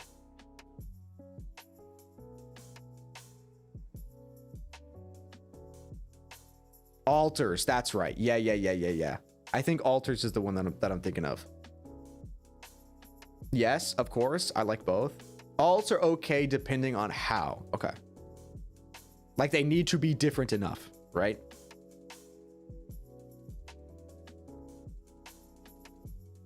Yes. Both is good. I want alt, especially if it's alt of A rank. Right. I specifically, yes, I can 100% agree to that. Like, for example, everyone is expecting an S rank Billy, right? I feel like no one would, I don't think a single person would be upset if they released an S rank Billy. Let's be for real. If there's someone who got upset at them releasing an S rank Billy, that is an instance where your opinion is actually wrong. Normally opinions can't be wrong, but in that scenario, your opinion is wrong. But yeah, I do really like that. That is one of the things that I really liked about Honkai Impact 3rd, which I've said this before. It's funny because that's actually what turned me off from HI3 before, because I was new to gacha games, and so I knew that like in other gacha games there was like so many characters, but in HI3 it was like, why are there so many different versions of the same character? But then as I started playing the story, I realized why, and I love it. Growing emotionally with the character and then having them release another version of the character that has a completely different kit and a completely different look that matches where they have like reached in their story is like so peak. And I know they've done it a couple times in Star Rail as well. In fact, I think Don Hung just got like another version, right? He has like 3 versions now or something. So yeah, I do love that, and I don't think they were like alluding to that at all in this, but just saying, I would love to see that with Billy and Nicole specifically. Why does that already sound like a closing statement? Mr. Google, do you have any further questions? Of course I do. We haven't talked about the optimization plans for the upcoming versions yet. I can briefly start on that. Since in the upcoming versions, such as 2.4 and 2.5, there will be several new optimization updates going live. Among these optimizations, one point I think is worth highlighting at this stage is the iteration of the early game experience. Okay.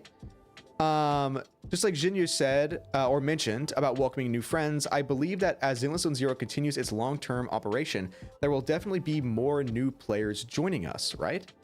These new players may have their own needs, and each one of them should be able to catch up with the main player base quickly. With that in mind, we've made some accelerations to earlier stages of the game. For example, during the so-called platform period, so that players can more quickly experience the latest version content of Zenless Zone Zero. Wait, what is that? What is the platform period? Is that where it lets you like pre-play the story even though you haven't reached there? Or what is that actually referring to? Is it talking about the replacement of the TV mode?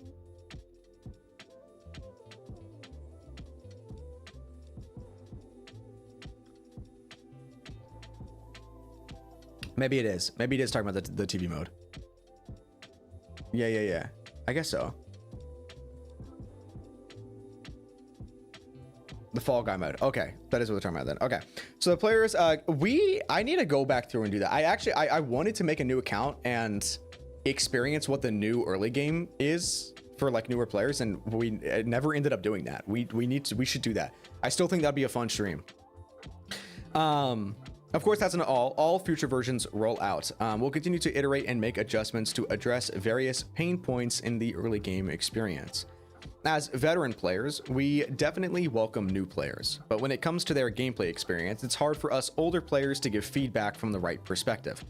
Still, since I am an old player, could we talk a bit more about optimizations that focus on us long-time players? For example, in version 2.4, the Swabian Temple management feature will be getting a new one-click auto function.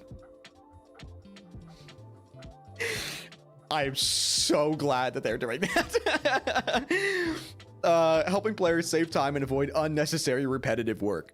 There are also several other improvements based on frequent player feedback, such as speeding up result animations, adding targeted substat selection for drive discs.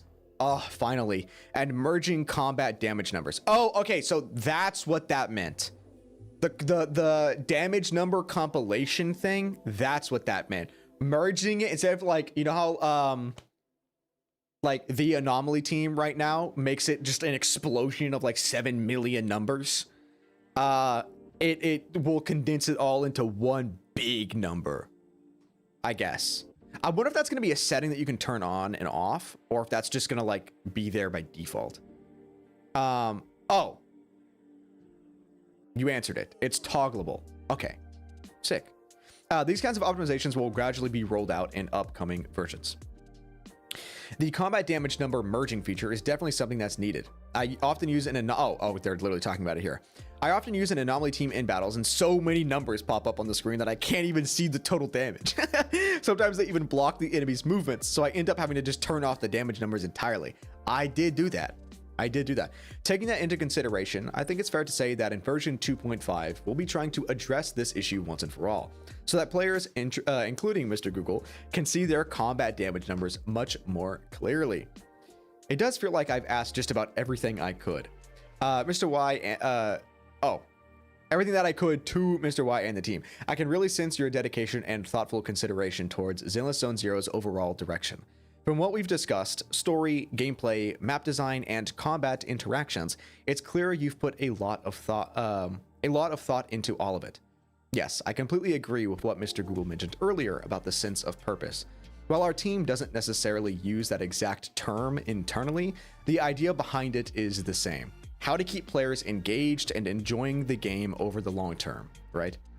Players invest a lot of time, effort, and emotion into their agents, so only by ensuring that the corresponding aspects, such as gameplay, experience, story, and even combat mechanics, truly meet players' needs or even offer something unique and distinctive, will players want to keep playing.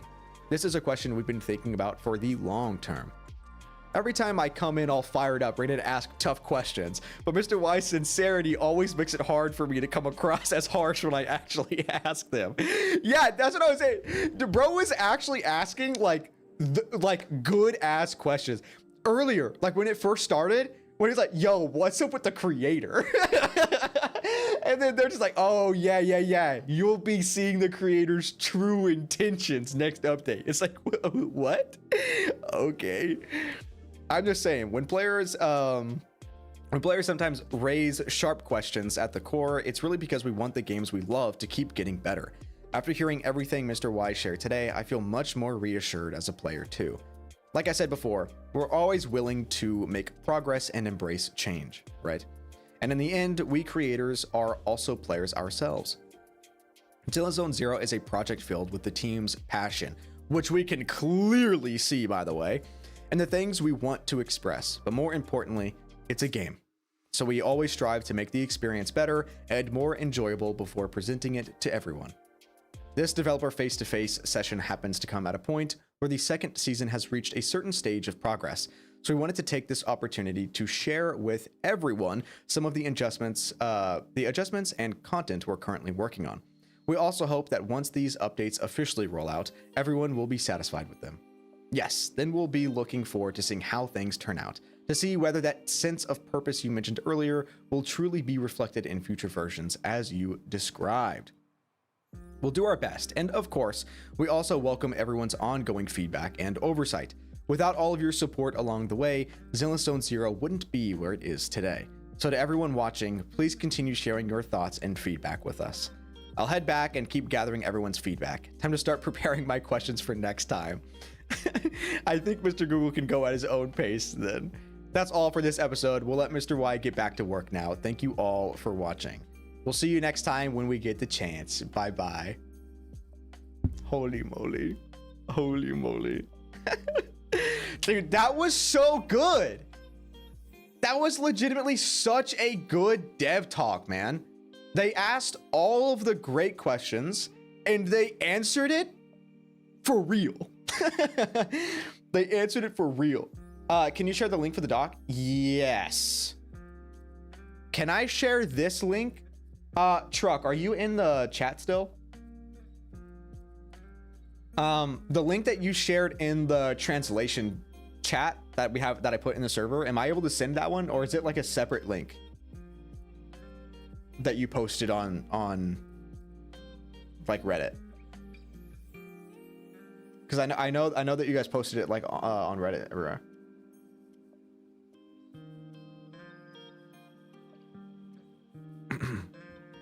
WZZZ.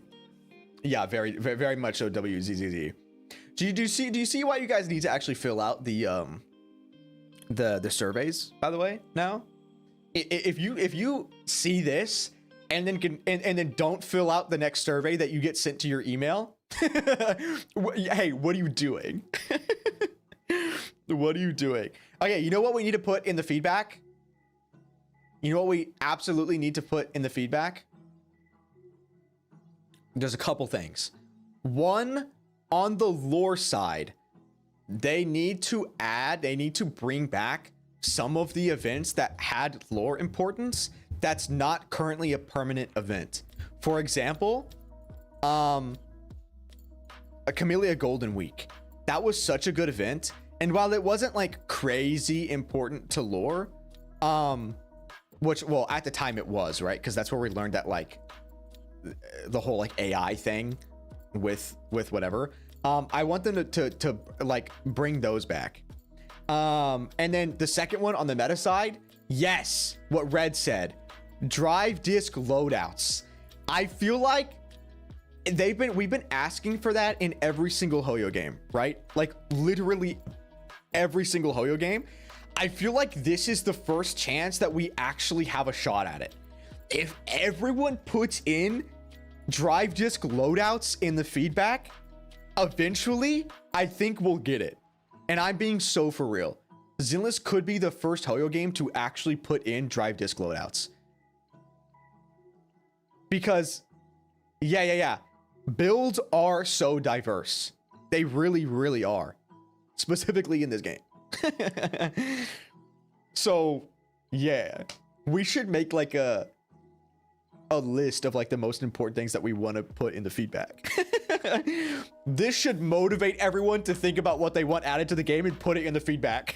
I'm being so for real. So that is my question to you guys, actually. I could maybe make a little compilation list. What do you want to see added? What is your biggest gripe about the game right now? Tell me. Tell me right now. What is the biggest change you want to see?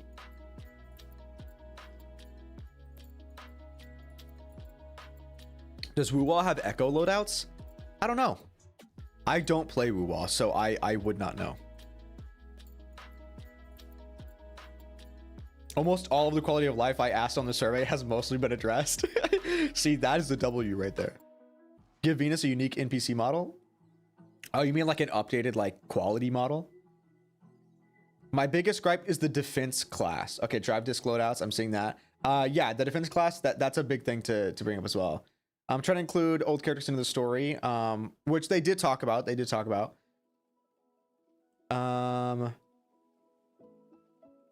You want to be able to switch between Wise and Bell for main story as my main proxy. Oh, okay. That's one that I don't hear often, but that is a good one. Substat selector or reroll. They already confirmed that we're getting the substat selector. So that's a huge dub. I want to be able to use food in in-game modes. Oh yeah, that's one that I've talked about actually. I want them to revamp Box Galaxy I feel like they could actually make Box Galaxy be important. But right now, like, does anyone ever, when's the last time you went to Box Galaxy?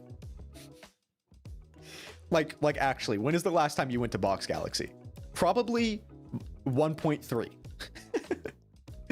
Oh, Monato. Oh, okay. When they added a new class, a new element.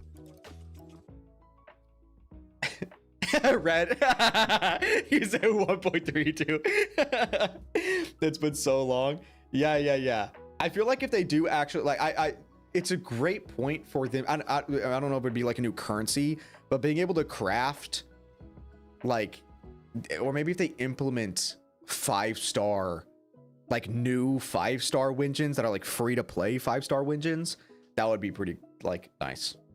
But a Box Galaxy rework would be pretty sick.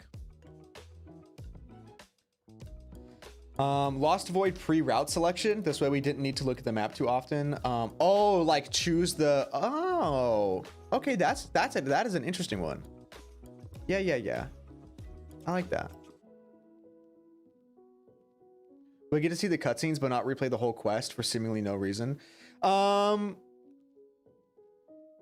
it's the combat stuff, right? The combat we can't redo. Before, we could go to the HDD and replay the combat missions for the story. But I think ever since the HDD went down, or they took the TV mode out, right? Then the combat parts of the story we can't replay, correct? I think that is correct. New skins for older characters. The commissions outside of the main story. Yeah. That's a huge one. I do want more side commissions. Stories like Kami North, we need that. It really gives us a reason to go around and talk to NPCs again. And like figure out the cool stories that are happening on the side. Wait, what is up with this HIA coin? Can they fix the one glitched HIA coin? The singular HIA? Wait, I did not know about this. There's a glitched HIA coin? What?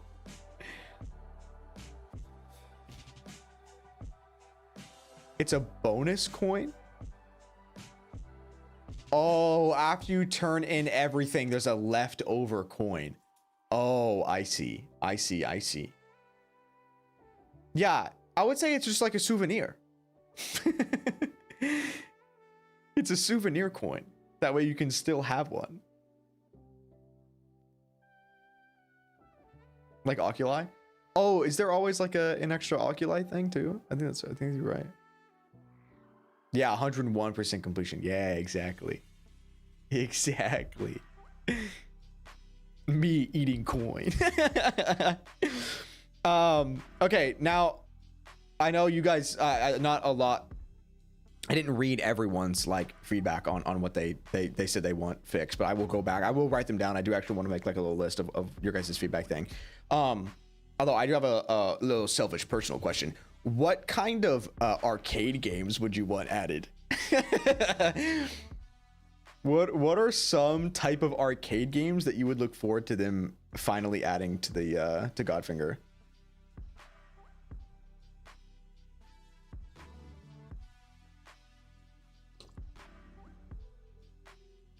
Oh my god. Getting 3 fighting game right off the bat? I didn't realize I had a goated chat right now. Candy Crush, Pinball, Rhythm Game. Rhythm Game needs to be top of the list. Tetris, they even have a Tetris like made in game. Like they have it. They have it. Look, I'll even pull it up. We talked about it. We found it in the background of one of their sets.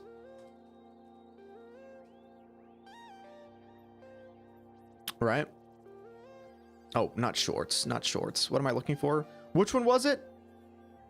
It was the Xbox showcase, right? Is that where we found it? Side scroller? A side scroller would be peak. Yeah. See, here's the thing. A fighting game would be fun in the arcade mode, but I don't know how much of the player base like would play that. Obviously we would. There it is. Oh, wait. Yeah. It was this video, right? Establish their faction visual synergy through their costume design. This ensures that the aesthetics Where was it? fulfill their own goals. And our role in this story. It's that right there. It's that right there. Give me the close-up. I know the close-up exists. What was the name? What was the name of the Tetris game?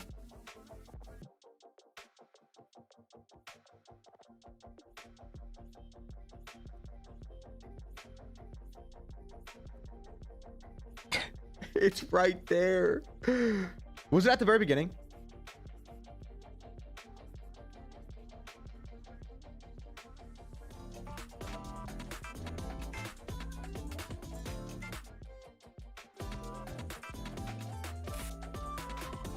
Ah, there it is. There it is. There it is. There it is.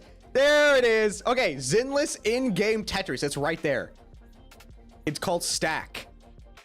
Yeah, just add this to the game. There you go. There we go. It's called Stack. There's also this one too, which I don't know what this one would be. It's called Mirror Quest. Right? Yeah, Mirror Quest. Whatever that is, that looks sick. Put that into. Can we get the character in the poster there? Oh yeah, this one. The one that we thought was Grace NSFW from far away. Yeah, don't worry. I know. Y'all want this character to exist. That's funny.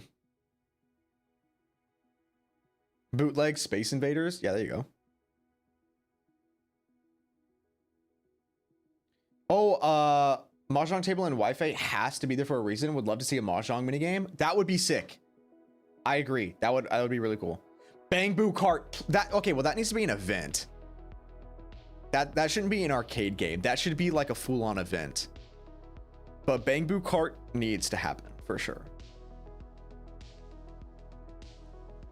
For sure. Actually, speaking on Bang Boo Kart, we still haven't gotten the racing faction yet. Like, we still don't have, what's his name? The racing Bang Boo. Wait. What's his name? Pull up my Twitter off screen so I don't get banned.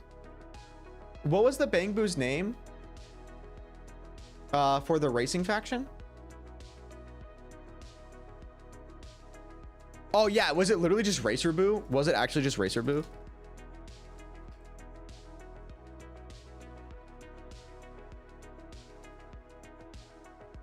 What?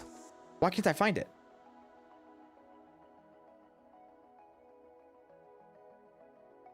Racing, not racist. Race Boo. Racist faction. Why did y'all immediately go to racist? Oh my god, Jolly Ginny. Oh my god, Jolly Ginny returning for the racing faction would be sick. I don't think it was just Racer Boo, was it? I can't find it on my Twitter.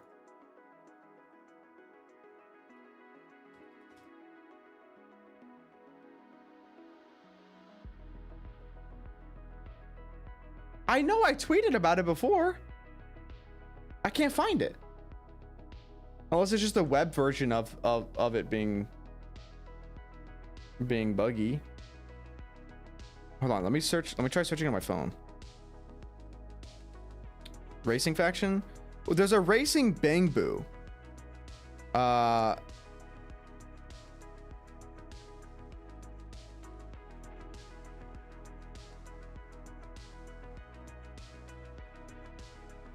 Dude. Oh, is it Starter Boo?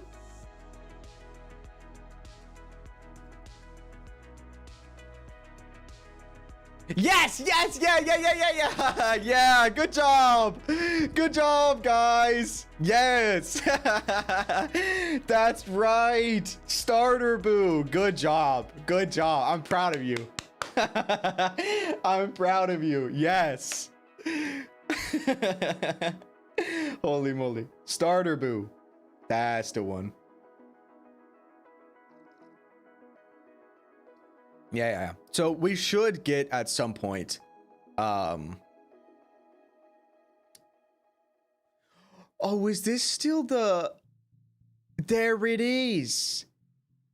Dude, this was the old puzzle EOS mod system that they took out of the game.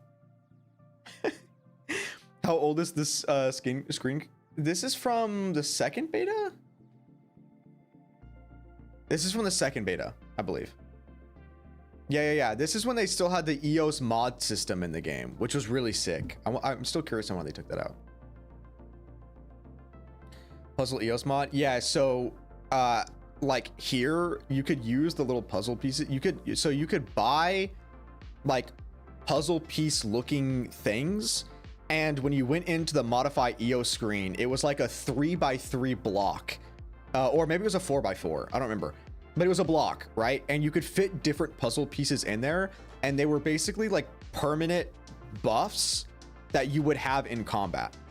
Yeah, like the launch web event, exactly like the launch web event. Yes, it was quite literally the exact same thing.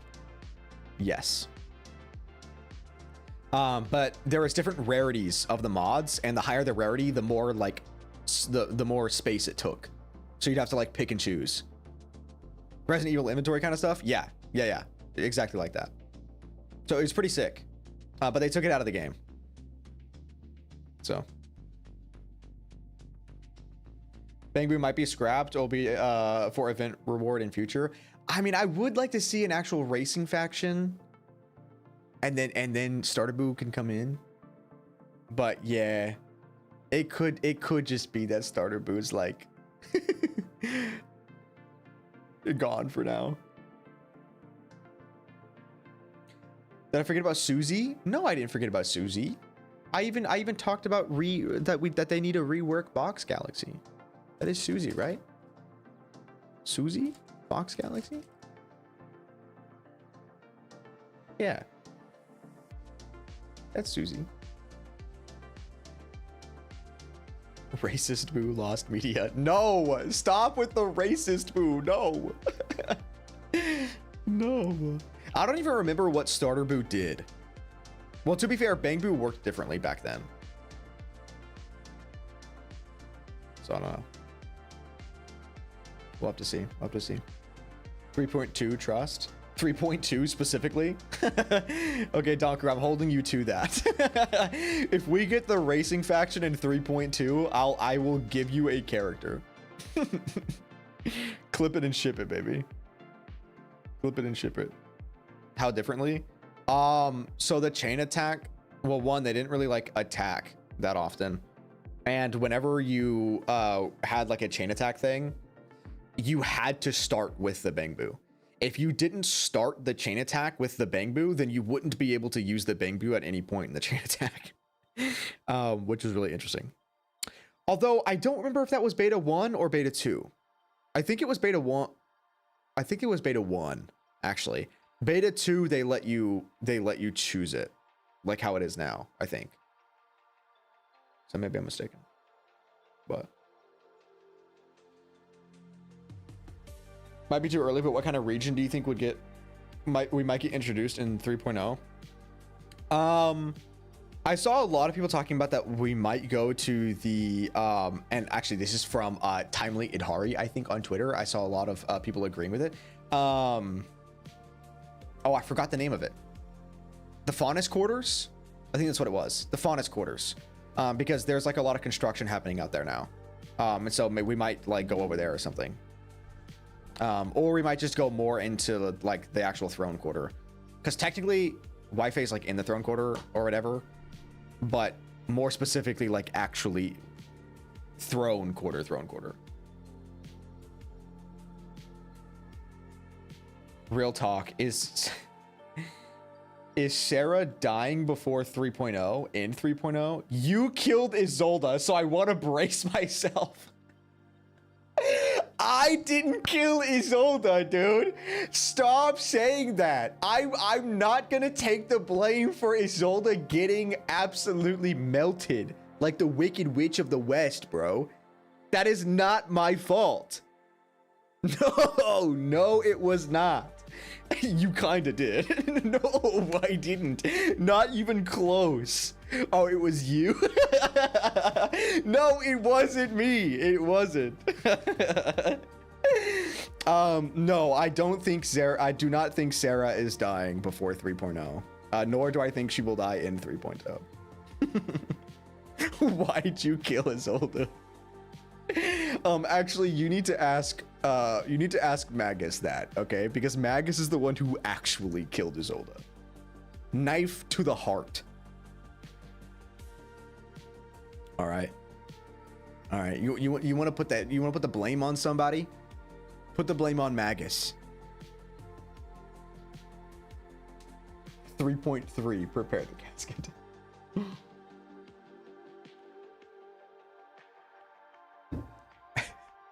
But who completed the boss fight?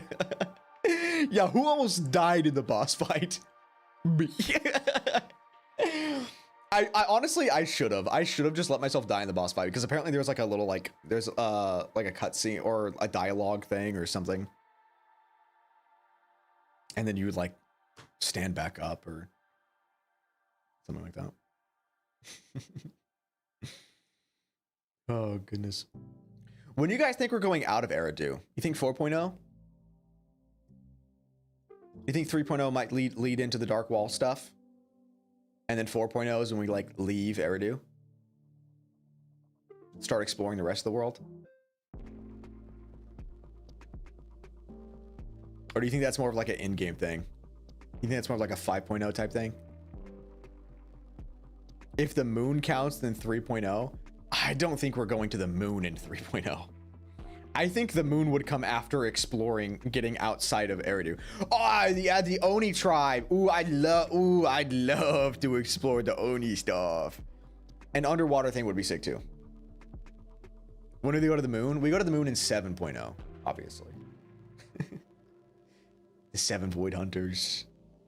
7.0, that's when you go to the moon.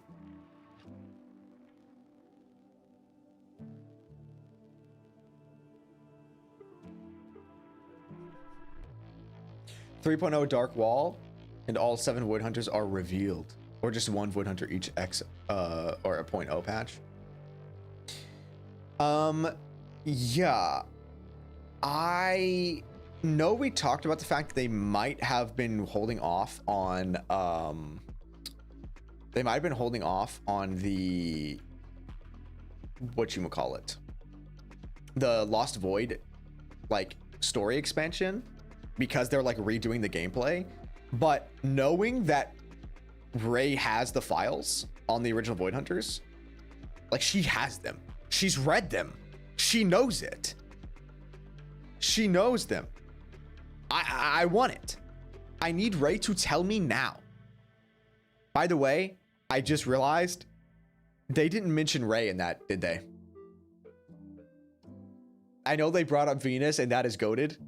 Okay. I don't think they actually mentioned Ray by name, which is kind of unfortunate. Ray has a close close place to my heart as well.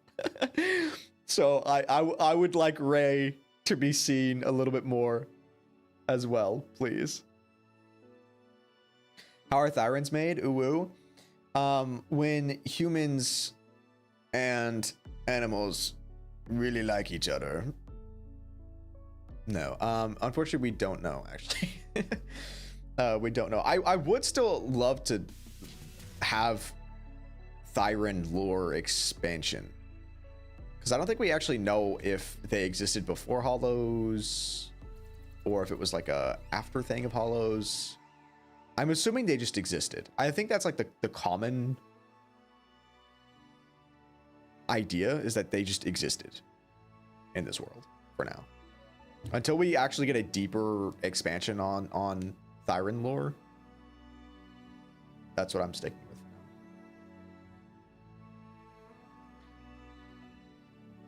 now. Want to learn more about the previous civilizations? Yeah, me too. That's where the files that Ray has comes into play. I'm sure. I need race lore in general. Why do we have Oni? Why do we have elves? Why do we have Thyrans? Yeah, real. Real. I'd love to go into that. Uh-oh. Is this? Oh. I was like, please tell me this is not copyrighted music playing. The amount of times it'll just randomly go to copyrighted music. An HIA faction featuring Ray and Damien, the HIA guy trust. Well, Ray's with the White Star Institute, right? So technically she would be a part of that.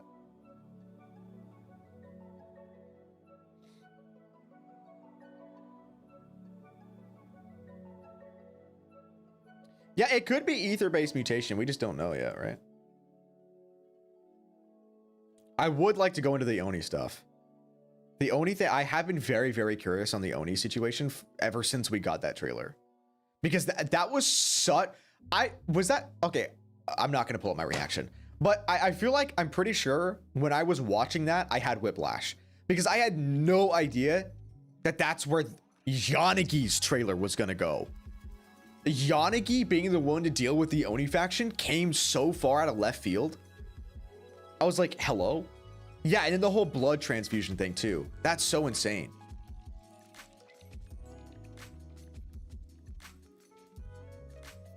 What if we leave New Eridu through the door and end up going to Eridu in the past and spend a season there? I talked about that. I think that would be super cool. There's a whole nother tab in the VHS like thing where they could have like past events or like in the past. You know how quite literally, dude, Enter the Ether. Yes, quite literally in Hari's event story. They even mention Enter the Ether in the event. I'm sure there will be more movies that are at random play that actually have significance to future plot lines. And one of the movies is somebody traveling to the past. No, not the Yata, the Enter the Ether thing. So it like bar for bar, it's Hari's story. So I feel like the opportunity for us to travel to the past could technically happen. Okay, it could.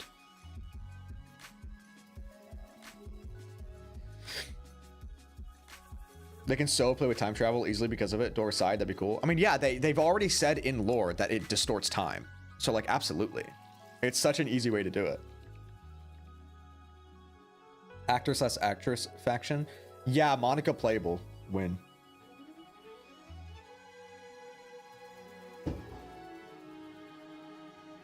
Coffee Mate shows that Elfie fantasizes about having a relationship with a human.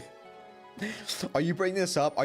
Is your next message going to be that you would like to help her have that happen? Are you saying you want to be with Elfie?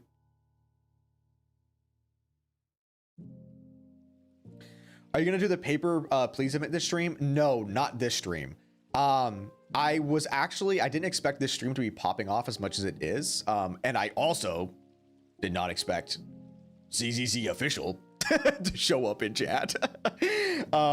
Because I was actually going to work on another video in the style that I just did, the Kami North one. I was going to try and pump out another video before the end of the week. But I don't know how well that will happen or not. It's going to be a character dive. It's going to be a character dive. Making more peak. Yeah, if you guys enjoy that, I can, like I said, I can literally pump out videos in that style like crazy. Legitimately, I could start doing a lot of stuff.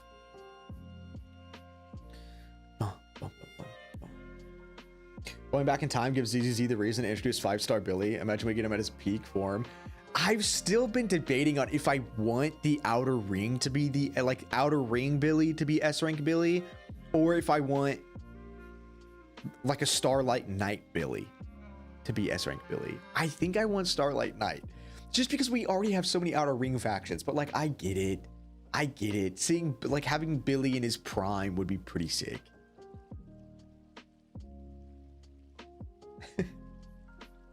What GPU do you have? I have a GeForce RTX 4060 Super Ti. I think.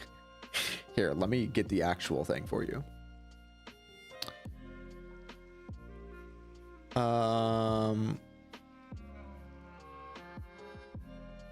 Wait, how do I look at that again? Is it control panel? I don't remember. No, not control panel. Oh my god, me when I don't remember how to look.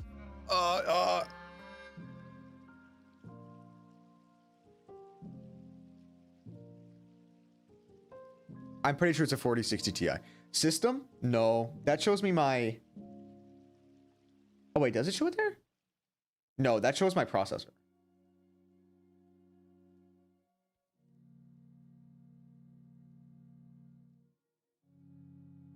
I don't think it shows me my GPU there.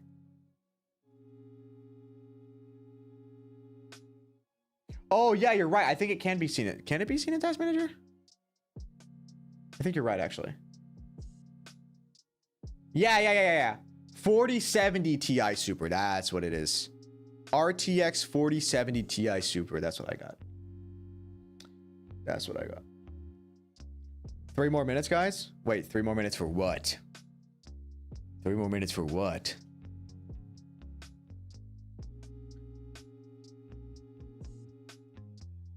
Show us your password, please. I don't know about that one. I think I'll pass on showing you my password, actually. Oh, if ZZZ posts. Oh, yeah, we can stick around for that. We can stick around for that. Dude, now I have to immediately after stream go and clip when ZZZ official came into chat. That's so crazy. That is legitimately insane. What about social zzzero Vanity SS in drop win? No. No, I don't think so. I don't think that'll ever happen. Ideally, anyway.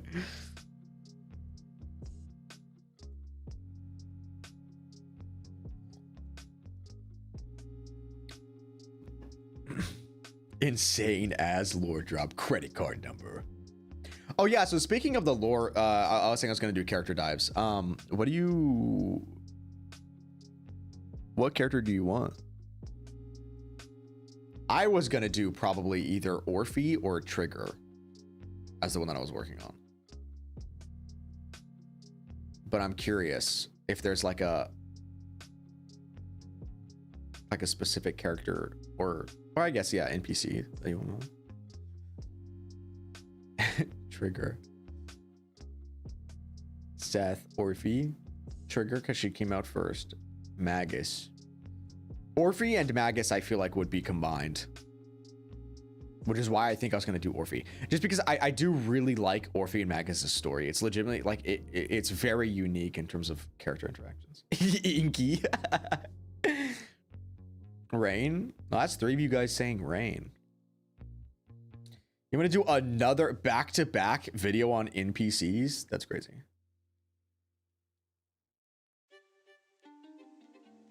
Monato, Lycon, or Seth? Monato would be a good one. Especially in terms of, like, because his stuff was recent. That would actually be a good one. Hold on. Let me check the Twitter. Did they post? Did they post? Let's check the Twitter. I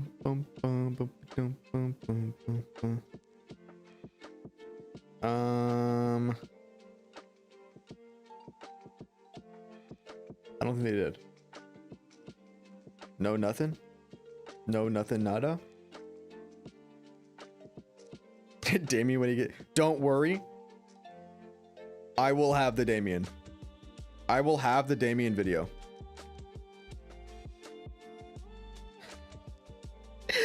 Guy, when I made the thing... okay.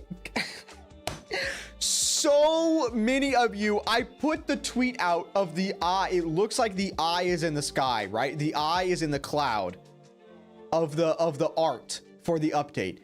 The amount, 40 plus people are just saying it's whole. Y'all are just saying it's whole. You're either booty hole, other hole. You're like the sky OC. Like, please. Not a single person was like, yeah, that does kind of look like an eye. It was, no, that's whole. that is it. That is the entire thing I've seen on Twitter. I can't escape it. I can't escape it. Show proof or it didn't happen.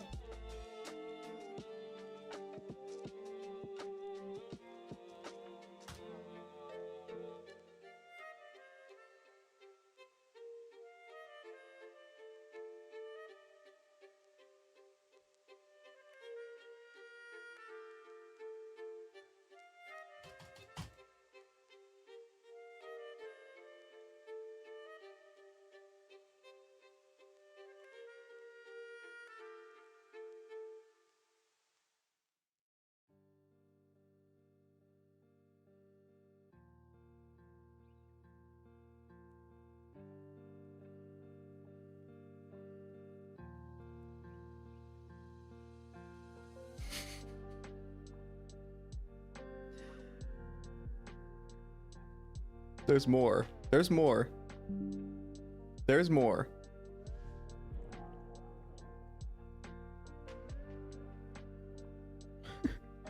Where is it? Where is it? Oh yeah, did you guys see this? What was the art? Where's the thing?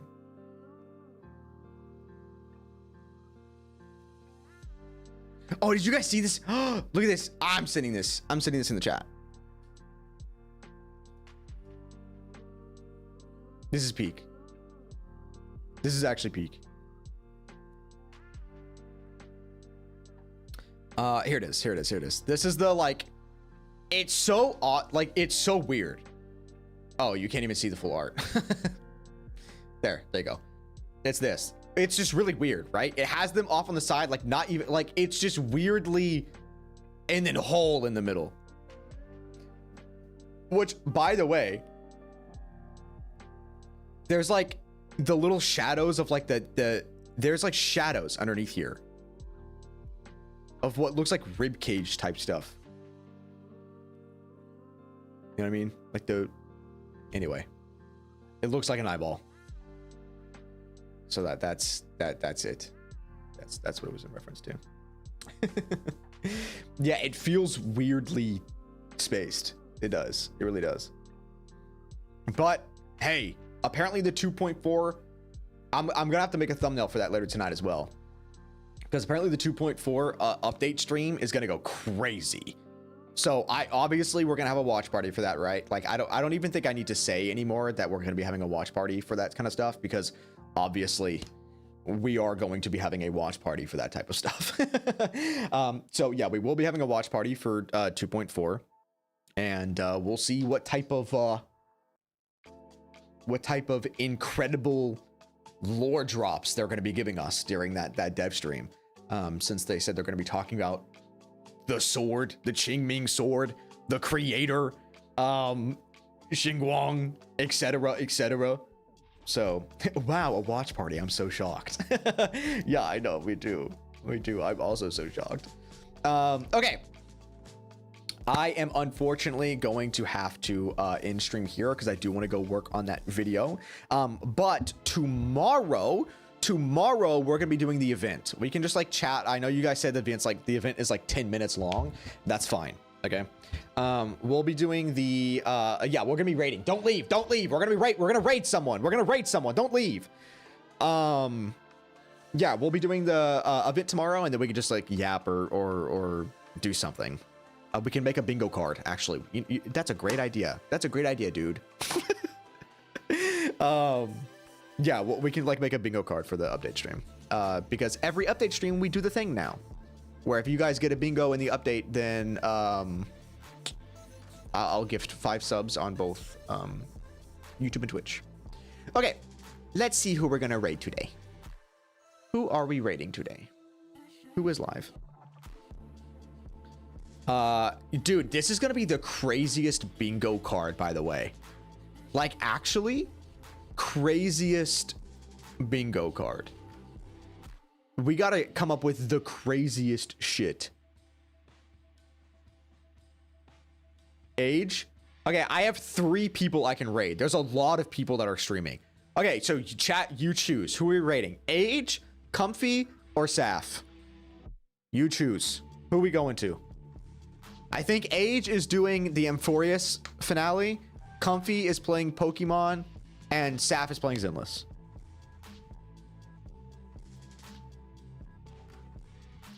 Age. Okay, I got you. Okay, I'll send you guys over to Age then. So starting the raid on Twitch side, and then YouTube. Since Age does actually stream to YouTube, I can actually have you guys raid over to Age today. So good pick. Good pick. All right. Once this finishes getting all of the raiders ready. Thank you guys for coming out. I did not expect this stream to pop off as much as it did. And thank you to literally everyone that followed and gave subs today. That you guys were legitimately insane. We had the anonymous 20 at the start. Like, actually insane. Hold on. Why is this bugged out right now? And then we had Chili with the 30 plus question mark. Actually insane. But yeah, thank you guys so much for coming out and just reading this with me. It was super fun. But yeah, have a good night. I will see you guys tomorrow for the event. And yeah, be nice to Age. Bye bye.